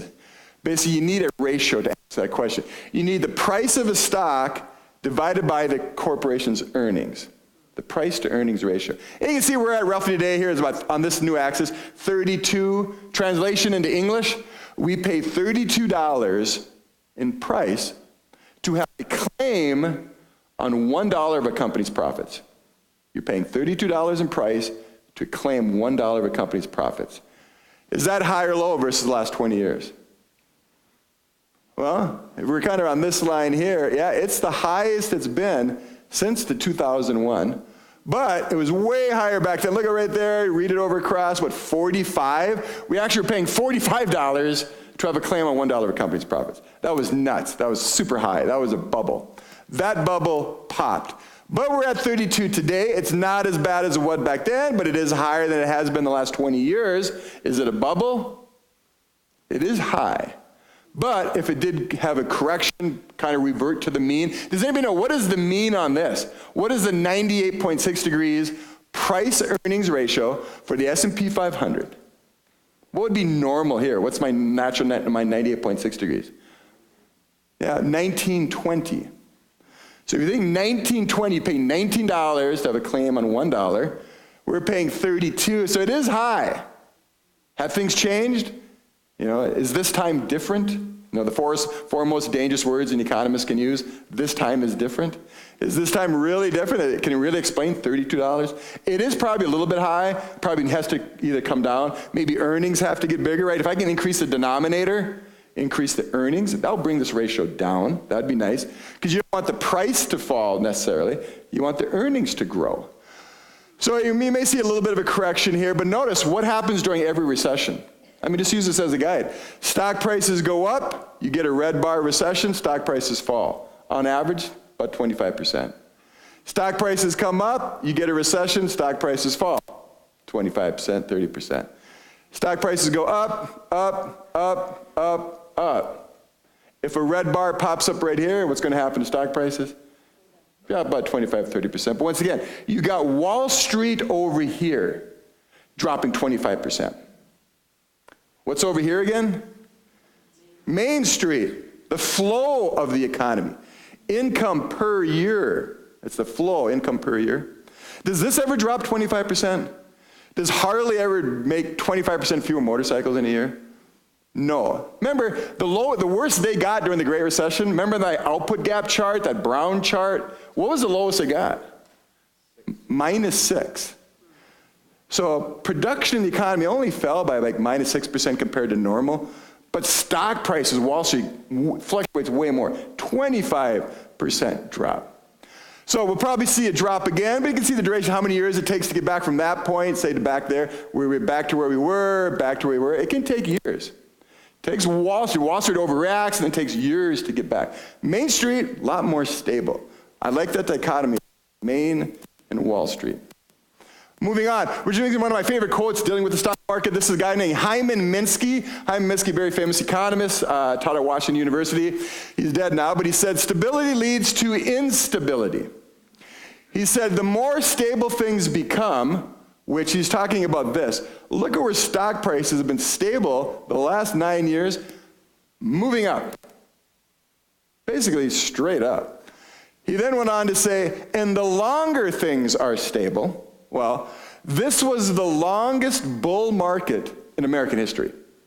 The longest, going up, up, up, up, up, without hitting a bear market, without hitting a 20% drop. So we went in one direction for a really long time. He goes on to say, the more unstable they will be when the crisis hits. He studied these booms and bust cycles. He had economic data around the world for 400 years. He said, man, whenever you see it go in one direction for a real long time, you get a really big correction coming out. That's what you saw here. This big correction took place there. It crashed. Like I said, 45 was nuts. When the long run average is like 20, that's double. That's your body temperature being 140 degrees again. That was way too high. We're at 32 today. It's hot. It's going to have a correction. It's way above its long run average. We have to revert to the mean. We're going to revert to the long run average. Hopefully the earnings can grow, the denominator, not so much the price drop. Moving on, home prices. Of course, the other big asset you and I own are our homes. Are our homes going to keep appreciating in value? That would be nice, because the Federal Reserve is counting on what? The wealth effect. They want Americans to get wealthier. When you feel wealthy, what do you do with your spending? Your spending goes up. One of the reasons why the Federal Reserve has kept interest rates so low, because it does push up asset prices. It does push up stock prices, it pushes up bond prices, and it pushes up home prices, creating a wealth effect which encourages you and me to spend more. So notice over here, the Federal Reserve is working on Wall Street. Push interest rates down, pushing up stock prices, pushing up bond prices. When Wall Street has that wealth effect, it affects the Main Street over here. The flow of Harley Davidsons being sold. So that's what the Fed is working through. Work on Wall Street to impact Main Street, to get the economy going. Because the Fed cares about this over here. Recessions, expansions, GDP. Home prices right now are rising about 6% nationwide, a little bit higher than 6%. So the average American home is worth 6% more this year than last year, creating a nice wealth effect. Home prices up 6. What did I say incomes are going up? 3. Incomes over here are the flow part of the economy. Your house is the balance sheet. That's the stock part of the economy. The stocks are going up 6%. Home prices are going up 6, but my income's only going up 3. Is that sustainable in the long run? Can your home grow faster than your income? No. Sooner or later, nobody will be able to afford a home. So that can't. In the long run, those two numbers have to equalize. In the long run, income growth and home price growth should be the same. We're not. We're at 6 and 3. So here's 6, here's 3. It's double. It's not sustainable. Notice that happened back here in 04-05. In 04-05, home prices were rising what? A little over 10%. Do you remember, what were incomes going up for the average American back in 04-05? About 5%. With inflation, it was a tight labor market, wages, people were getting about a 4 or 5% raise. Home prices going up 10. So it was the same thing. 10% homes going up, but 5% incomes. It was double. Economists saw that and said, that's not good. In the long run, they're supposed to equal each other. If you get an income of 5%, your asset should grow 5%. But they got out of whack. We don't like to see incomes and stocks or flows and stocks get that far out of whack between income statements and balance sheets. This was not good. It went from positive 10%. Notice it went to minus 10%. I mean, that's a beautiful kind of a series of whoa, up 10, down 10. Kind of the bigger they are, the harder they fall. This kind of reminds me of that famous quote by Warren Buffett. He said what? He said, when the tide goes out, you can see who is swimming naked. Well, basically, home prices falling 10%. Actually, they fell 35% over the time period, but just in this 1 year, here, 10%. All these Americans who bought the home on speculation thinking the price would go up 10, 20%, and they didn't. I bought the house in Vegas and it fell by 30%. Well, that crushed these people, crushed the banks that lent them the money. 500 banks in this country went out of business doing that subprime mortgage lending. You also, like I said, see that movie, The Big Short. So it went up 10, down 10, we had the correction. We shook out a lot of homes, shook out a lot of people who shouldn't have bought those homes, and now we're doing 6%. But notice this huge fluctuation to go from positive 10 to minus 10. When economists see charts like that, 2 words come to mind. Demand side. This was a demand side phenomenon. Everybody going to the bank buying. Buy, buy, buy. I want to buy a home on speculation. I think the price is going to go up. When you see movement like that, that's due to demand. We're forecasting for the next few years, home prices still rise pretty decent. 6, 5 or so for the next few years. Basically not going to have this crash. This was a demand side effect. This would probably be what? Supply side. If you talk to any realtor today, what's the number one complaint? Not enough homes on the market. Nobody's selling. There's no for sale signs jammed in people's front yard. You drive around Madison, there's an abnormally low amount of for sale signs in front yards today. Nobody's selling. So this is a supply side effect. And basic thing about economics, supply side effects can last a real long time. That's why I believe home prices will continue to rise 5-6% for the next few years and not go crashing down. Because we have limited supply today. This is supply side effect. This was demand side. So don't expect these green bars to be plummeting anytime soon. We don't have enough supply. We have all these Generation Xers, millennials who need to buy homes because they've been living in high-rise apartments, but now they're getting married and having kids. They say, no, I really need to buy the house with the yard. So we're going to see demand be enough to keep the housing prices rising, and there's just not enough supply out there. All right, moving on. This is one of my favorite charts once again. Talk about a ratio, a numerator and denominator. What do I have in this? This is household financial assets. This is you and me, households. Financial assets. Can anybody give me an example of a financial asset? What's an asset that's financial? That's a piece of paper. Stocks, bonds, deposits in your local credit union, bank. All right, think of that. Stocks, bonds, deposits. That's the numerator. What's in the denominator? Your disposable, which just means after tax, household income. All right. Just to kind of give you with this ratio, let's just pick Here I have, 360%. Basically, you have over 3 times more in assets than you in income. So say you had like $300,000 in your 401k and you made $100,000 a year. A 3-to-1 ratio. That's all it is. 300. But it basically tells you what? If you have $300,000 in your 401k and your annual income is $100,000, how many years of income do you have stored in your 401k? If you just quit working and just started living off your assets, how many years could you go? 3 years, right? So in a way, this is kind of telling you how many years you can live just on your financial assets if you stopped working, because it's your assets divided by your income. Notice back here, 1990, average American had about, 3.6 years worth of assets relative to their income. All right, we see a nice increase. It rose. There was stock prices rising. That really drove this. And then it came crashing down again to 3.8 years. Here's almost 5 years. We kind of got to 5 years worth of assets relative to my income. That was the highest it got. Then it went down. Notice by 2007, 2008, we hit that 5-year mark, or 500% ratio. Hit about it, once it kind of got to that 5, a lot of economists are saying, man, this based on trends, based on what other countries have for this ratio, this is getting really high. It looks bubbly. When they saw 500% of assets relative to your annual income, which once again, there's your dichotomy. Over here is my numerator, my stocks, Wall Street, financial.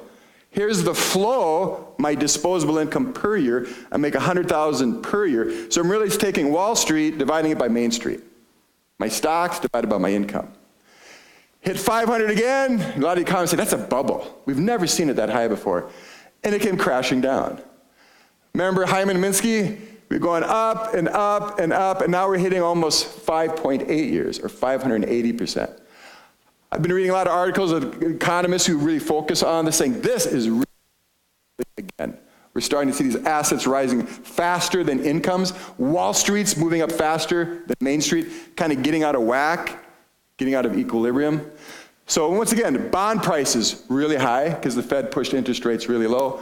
Stock prices really high, deposits growing at banks and credit unions. This looks a little bit high. We probably have to see a correction come back down. So either bond prices come down, stock prices come down, or not as much growth in deposits. But it does look a little bit high when looking at this chart, once again, based on long-run averages. These are financial assets, mainly pieces of paper, a stock, a bond. What's your other asset that you own? Your house. So my next chart does the exact same thing, which is what's called non-financial assets. Think of your house. Take a look at this chart. Anything look surprising in the middle? Think of this is your home price relative to your income. Long run, my chart goes back to 1990 here, but if I would took this back 100 years, 220 is kind of normal. That your house is 2.2 more than your income. Meaning, I have $100,000 income, I live in a $220,000 house. Think of it like that. It kind of went down a little bit here for a while there in the 90s, but then here's the housing boom. Prices rising faster relative to income. So my balance sheet over here was growing faster than my income. Remember I said you can't have that? You can't have home prices rising 10%, my income's only going up 5%. This is what happens to the chart. Economists saw this and said, that's not good. That's way above long-run averages. We need to correct. Look, it came right back down again to that 200, 220 range. Come back up, we're right at 220. Remember I said 220, I forgot to put on, but if I had a goal line on this chart, it would be right at 220. That's my 98.6 degrees. So when people come up to me and say, Steve, aren't home prices overvalued in this country? And I say, well, to answer that, I have to have a ratio. What's my income? No, it's right around 220, which is the long-run average. So I say this chart backs up and gives me evidence saying, no, we don't have a home price bubble in this country. Maybe a stock price bubble, bonds bubble, but not when it comes to real estate. Relative to incomes, it's there, it's affordable. How do we finance a lot of these assets? How do we finance buying a house? Finance buying a car, all this stuff? Let's look at debt then as a percent of my income. How much debt do I have, mortgage debt, credit card, student loan, auto, whatever, relative to my income? Once again, a ratio. Ratios are great things. Notice, here's 02, 4, 7, 8. When the recession hit, we had a pretty strong growing economy as people were taking on more and more debt. Remember, the debt was growing faster than income. I was taking on more debt faster than my income was growing. That's the only way to get this ratio to grow. Remember from basic math, if the numerator is growing faster than the denominator, the whole ratio gets bigger. So if my debt is rising, say 10% a year, but my income is only growing 4% a year, well, the ratio is going to get larger. And remember, what is debt? I'm borrowing future income. I was borrowing all my paychecks from the future, bringing them into the present, driving this up to record levels. Well, that's going to drive the economy, of course. But notice, when did the recession begin? Right when it started to drop. And it dropped and dropped, and now it continues to drop. We're actually deleveraging our economy in general. So either debt is dropping. Is debt dropping in this country? No. Must be the bottom then, denominator. The incomes are growing faster than the numerator. So yes, the numerator is growing. Debts are still rising, but the denominator income is growing faster. But where is most of the income going to? Who's getting most of that income growth? The rich. The rich. Most of it is going to the Zuckerbergs, the Warren Buffetts of the world, their income. So this ratio, you can say, well, this is a good chart, Steve. Debt as a percent of income is really low today. Yeah, but it's mainly due to the denominator has grown for the top 10%. Huge increase in income for them. But if I would, I have a chart, but I didn't bring it today. If you just look at, say, the bottom 50% of Americans, this ratio is still rising over time. They're still taking on more debt. But when you look at the overall averages, you bring in the Warren Buffetts of the world, it brings down the overall average. But that's where you kind of look at the overall debt in this country, the overall debt relative to income is at a relatively low level, but only because the rich have increased the denominator to such a great extent. And then the last chart, the bottom line of all this, you take assets minus debt, you get what? Your net worth. You guys know that. You take all of your assets, subtract out all of your debts, and what are you worth? Your net worth. Well, look at the cycle here. Rose to what? 620 almost, dropped. Rose to what? 6.4 years, dropped. Now we hit 7 years. Our wealth, relative to my income, I could last 7 years off my wealth. If I stopped working, just drained it down, the average American, once again, the average American could live 7 years. Could the median American live 7 years? No. The median American has nowhere near this, but when you have Mark Zuckerberg and Warren Buffett, that's what pushes up to really high levels. But notice, we're at the highest level ever. When economists say things like highest level ever, you hear a reversion coming relatively soon. Things adjust to the long run averages. But we have a lot of wealth relative to income, but most of the wealth's in the higher top 10% income. All right, why is the economy doing so well? What percent of our economy is household spending? 70%. Think of everything produced in our economy, 70% is bought by households, you and me. The other percentages are bought by businesses and government. Look where consumer confidence is today. This is as high as it's been since December 2000. You got to go back before the stock market crash of 2001 to see confidence this high. You got to go back before 9/11, the terrorist attack. This is very high confidence. Notice it started going up kind of at the end of 2016. Notice that big jump right there. We kind of got a bump up. What rhymes with bump? Trump. Some economists call this the Trump bump. Now, it may not have been due to Trump, maybe because we had a unified government. We had the Republicans controlling the presidency, the Senate, the House. We know what Republicans typically do. They cut taxes. They're pro-business. They deregulate, take away some red tape. That typically speeds things up in the short run, and we saw that. Remember, GDP this year grew pretty fast. But what happens in the long run? You get massive deficits, like we saw with my chart. You maybe pollute more rivers if you deregulate things and don't have proper precautions in place. But there's short run, nothing about economics. You got short run versus long run. The short run you can go faster, but the long run you have bigger deficits, which raise interest rates, which slow business investment, which reduces productivity growth. But we do have high confidence today because of it. Why are people so confident? Why are they buying all this stuff and driving the economy strong, buying those motorcycles? One, they like these low gas prices. They like driving away from the gas pump with a little bit extra cash in their pocket. 2, they like these low interest rates that the Federal Reserve has engineered and your bank's charging you 3% for a car loan. They like low retail inflation, rising stock and home prices. We talked about that. They love to see their wealth go up. Labor markets at full employment, as we saw. Job openings, 7 million job openings, only 6 million unemployed. Low debt burdens, as we saw with my previous chart. Improving credit availability. You go into a bank today, they're more likely to approve you for the loan than deny you for the loan. Tax cuts. We all love to see tax cuts. We all, at my job at CUNA Mutual, that February, March this year, my disposable income went up because CUNA Mutual was taking less taxes out of my paycheck. So I got a little couple $100 bump every paycheck. That's nice. You put all these together, boom, people are feeling optimistic. That's 70% of the economy, and they spend. 70% of the economy is household spending. It drives the U.S. economy. All right, let me just skip over this and go to this last point and answer the question, when is the next recession? I said 2020, and you should question me, see, Steve, how do you get 2020? Why not 2019? Why not 2021? Why 2020? All right, well, I've been looking at a lot of economic time series over the last 30 years of doing economics to try to find the best data to predict recessions. That's what us economists get paid to do. We try to forecast the future, get like a crystal ball, look into it. Well, what's my crystal ball? This chart right here. This is my crystal ball. This is called the growth rate gap. I talked about gaps before. Here's another gap chart. But what is my gap I'm measuring? I take loan growth at credit unions. Now, I worked for CUNA Mutual. Before that, I worked for CUNA, the Credit Union Trade Association. Credit unions typically make loans to who? Businesses or consumers? Consumers. I mean, some credit unions like Summit Credit Union Town, they do some business lending, which is fine, but it's still relatively small. Credit unions mainly do consumer lending. And what did I say, consumers are what percent of this economy?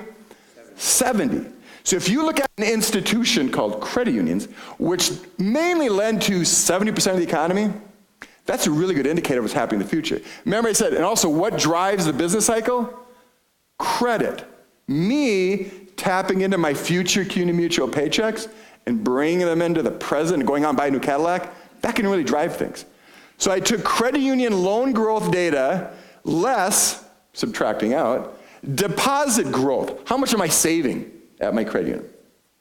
All right, just to give you the numbers, right now credit union loan growth is around 9%, meaning their balances, loan balances, are growing 9% a year. Less deposit growth. Deposits right now are growing what? 5%. People aren't really saving. Deposit growth is relatively weak amongst banks and credit unions. So let's do the sophisticated math. What's 9 loan growth minus 5 deposit growth? 4. Well, here it is. Here's my axis. There's the number 4. Read it over. There's the data. We're right around 4%. Notice we've been in a period where loans have been growing faster than deposit these last, 5, 6 years? So this is what's been taking place during these time periods. Borrowing future income, that's my CUNA Mutual paychecks I'm tapping into. For current consumption, I'm buying Cadillacs today, so Cadillacs can be more sales. This booms the economy. But notice there's a cycle here. When you have a negative number here, that means deposits are growing faster than loans. People are saving more than they're borrowing. That's not good for the economy.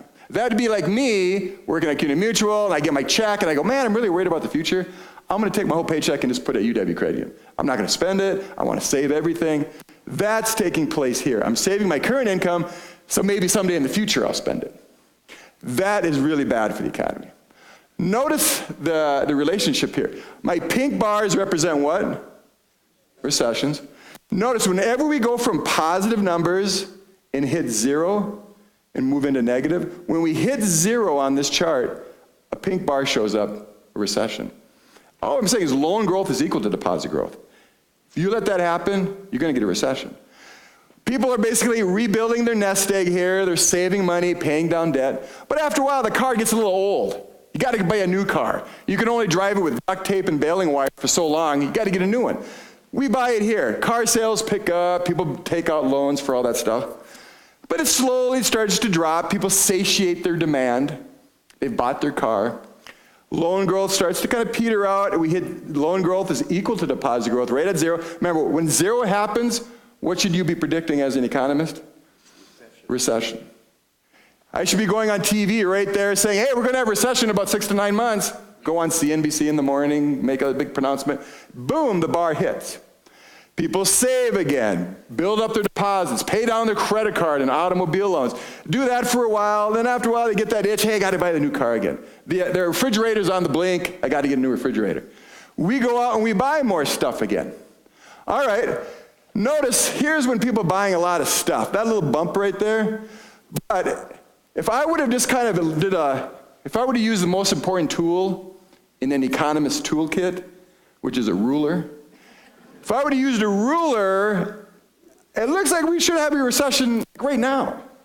The way this was trending down, right here, kind of use that and extrapolate, do a linear extrapolation out. We kind of should be in a recession right now, but we didn't. Notice things kind of reversed right here, and debt is starting to grow again. Let me focus on that little V shape. See that little V shape right there? Where is that pointing down to? What happened in the fall of 2016? The election again. Like I said, I'm not going to get into politics here because I'm sure half of us hate certain people and half love them. But basically, that was the bottom, and then it started to accelerate again, which you typically don't see. It started to move up. Confidence was up again. We saw the confidence chart. It jumped. So people are kind of taking on debt again. Like, to me, this is people buying that car that needed to be replaced. High confidence, people are probably buying what today? Maybe Harley-Davidson motorcycles. A little conspicuous consumption. You don't really need a Harley. No, nobody needs a Harley-Davidson, but they're cool to have. A little bit of conspicuous consumption, debt accumulation, which reminds me of a famous old British saying from about 400 years ago. When I saw this taking place, I remember reading this in graduate school. And the statement goes like this. I said this old British statement about debt and spending. It goes like this. People are spending money they don't have to buy things they don't need, to make impressions that won't last on people they don't care about. Right there, to me, that's what's taking place now. We got a lot of debt piling up again, especially amongst the lower income. Lower income are piling up the debt again, so we've had a long period of debt. And notice, this is a social science, as I keep saying. Economics is a social science. This isn't physics, this isn't chemistry. I'm sure a lot of you in this room probably took a trigonometry class at one time in your life. Remember trigonometry had sine waves and cosine waves, had like nice amplitudes and all this stuff, frequency. But they move like this, beautifully up and down. In social science, you rarely see something that looks like that. This is the closest you're going to get in social science to a nice sine wave. This is a beautiful business cycle also. I'm forecasting, see that little gold right there? I'm forecasting it to slow down going into next year, 2019. And then by 2020, when it hits what again? 0, then you get the recession. So I'm saying that because you can't keep piling up this much debt. The day of reckoning always comes. You got to pay this back. And that's when we hit 0, that's when people are saving more, and that's when the recession comes. So my forecast for 2020 is basically based on this chart, which is a chart of the credit cycle. So if you take away anything from my presentation today, if anybody asks you, what drives the U.S. business cycle? It's the what? The U.S. credit cycle. Borrowing and then saving. Borrowing and then saving. We're borrowing like mad right now, but it can't last forever. Which takes me to my last quote, which deals with the banking industry. I call this my limerick of the day. It says, banks have always depended on a rate of borrowing that is splendid by consumers for whom their means to consume may soon find them overextended. When they get overextended, they gotta pay it back eventually, and that's what triggers recessions. They bought the Harley today, they got to pay the Harley back tomorrow. All right.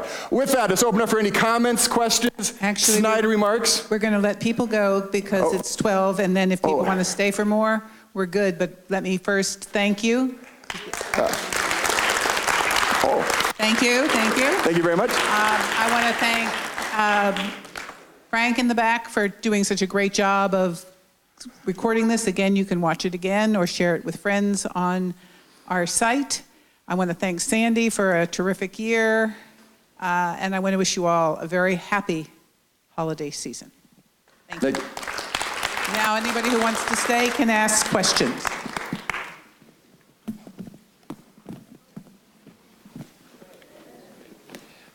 Question, the United States is leading the world in entrepreneurship, and it has accelerated recently. Will that change any of your conclusions? That's a great question. That's more of a long-term secular phenomenon. So it wouldn't drive the business cycle, but it will help our overall underlying economic growth. Remember I had that 2% line there? It's factors like that that can maybe move that 2% economic growth line either up or down. So yeah, that could bump that up, to 2.1, 2.2%, but that's a long-term secular phenomenon, which is good. We are, if you're going to open up a business anywhere in the world, this is one of the best places to do it. I mean, we do complain about regulation, things like that, but compared to a lot of other countries, everything in life is relative, and we have a lot less regulation, more pro-business than most other countries. So, but yeah, that does shift that line up, and all these factors shift that overall underlying trend growth rate. Anything else? Yes. You put up a chart about the accuracy of your particular predictions. Yep. How would it look? The question was basically, if I brought in my history of my forecasts on how well I've actually predicted, I'll admit my 10-year Treasury forecast, remember I said it's so hard to forecast interest rates, I've been forecasting the 10-year Treasury would be going up for the last 10 years now. It's getting that wrong every basic time, every economist has. When it comes to forecasting the actual economic growth, the GDP numbers, my numbers are actually pretty close to the overall averages. I mean, nobody's perfect. It's just, kind of throwing the dart, but I'm kind of in the zone of where they should be. Because once again, if you look at the underlying trends, you can just follow where the economy should be. Now, there's going to be shocks that, you get the cold or the flu, and your body temperature goes way that you never forecast. You can't forecast things like that. We call them black swan events. But overall, the economists actually do a pretty decent job of forecasting it. Not the economists that work for the government, because they're kind of almost told not to forecast recessions. But the private sector economists try to factor that in. Yeah. All right, anything else? Oh, yes. How long do you predict that the next recession will last, the one that's going to be in perhaps the second half of 2020? Yeah, probably, they say an official definition of a recession is 2 consecutive quarters of negative growth. So if you have basically half of a year, 6 months, you have to have that for a recession. We're forecasting maybe like 9 months to 12 months. That inventory correction, it'll be a mild recession, relatively short. The Great Recession lasted a year and a half. This will last, nowhere near that much. So it'll be a milder recession, a shorter recession. So 9 to 12 months. One of the 4 things that you said can cause a recession is external shock. Yep. And almost all the charts and graphs that you showed us today, you're basically saying sometime in 2020. The Mueller report will probably be issued before 2020, and depending on how shocking that is, sure, what might that do to hasten a recession? Okay, so once again, we have over here, you got Main Street with the flow of production, and then you got Wall Street over here, stocks and bonds, and then you go one more street over, you got Washington, you got politics, you got president. I mean, clearly, an impeachment, a resignation, that always kind of shakes Wall Street, and as we know, when Wall Street shakes, it does come over here and affect Main Street, the flow of the production. Any uncertainty when it comes to our political system and what's happening in Washington and New York does affect Main Street. It does slow things down. People hate uncertainty. People stop spending in uncertainty. Businesses stop investing. Consumers start buying. So any uncertainty can slow the economy down. Now, how much uncertainty will be created by an impeachment or a resignation? That's hard for me to judge. I'm not a political scientist, but it will have an impact because it will raise uncertainty. And uncertainty is bad for any economy. Because in economics, we assume one thing: perfect information, that people know what's coming in the future. When you have a president resign, you don't know what's coming next. I mean, we know Vice President Pence will take over, but what are his policies? How well will he be as president? We don't know, and that creates uncertainty, which means less spending. So it will, if anything, slow the economy down to some degree. How much, how many percentage points, I don't know. But it will slow it down. If you like this kind of topic, we are also going to be doing one in March on the global economy and the effect of the global economy, Brexit, the EU. So think about your questions for that. I was wondering the extended deficits, budget deficits, which are, I would assume, unsustainable. So the question is, how do economists, when they're trying to do their projections, factor that in, and when do they expect roughly when do they expect some sort of correction to help overcome that issue? Okay, once again, right now we have, if you look at, once again, we need a ratio for that question. You want to look at how much debt do we have relative to our GDP. Another debt to income ratio. We saw a couple debt to income ratios already. Right now, our government's debt that's held by the public, by the banks, the Japanese, the Chinese, that's not bought by the Federal Reserve and put in their bank, or not held by Social Security Trust Fund. But if you look at debt to income of our country, it's around 76%. Okay, that's the number, 76. Now you can say, Steve, what's the trigger number that things get bad, which I think is what you're asking. How high can our debt to our GDP go before bad things happen? There's an economist named Kenneth Rogoff. He actually used to teach at UW back in the day. He was my professor. I went to graduate school here at UW in the PhD program, and he was my macroeconomics professor. He's at Harvard now. He's a very good professor, but he's at Harvard now. And he did a big study. And he wanted to look at how much debt can your society take before interest rates go up, crowding out business investment spending and slowing down your economy. And he said 90%. Based on his research, looking at many different countries over hundreds of years, when your country's public debt, our government debt, gets to 90% of your GDP, interest rates go up, businesses slow their investment, and it slows your economy down. So basically, we got to keep it below the 90%. But once again, you have a numerator and a denominator. Basic math says you can have your debt go up. You can have your debt rise 2% a year if your denominator, your GDP, your income is growing 3% a year. Because what happens to that ratio? It gets smaller over time. But right now, our debt is growing in percentage terms faster than our economy. What I say, our economy is growing, 2-3%. But if your debt's growing 4 or 5%, it's not sustainable. So you can run a deficit. Deficits aren't bad, but you just can't have your debt grow faster than your overall economy. And that's what's happening today, which is pushing up the debt to income ratio. So either we just have to slow down the growth in our debt or speed up the growth in our economy. It's really hard to speed up the growth in the economy. We have these long-term trends, population growth, productivity growth. We just need to slow down how much debt. And when you're running 1.1 trillion deficit, that's not slowing the things down. We're accelerating the numerator. But 90% is the cutoff that economists use. That's our rule of thumb. Okay, I'm going to cut it off because you have a board meeting. Thank you again for a terrific program. I think we could all stay for the rest of the day, but lunch is time. Thank you, everybody.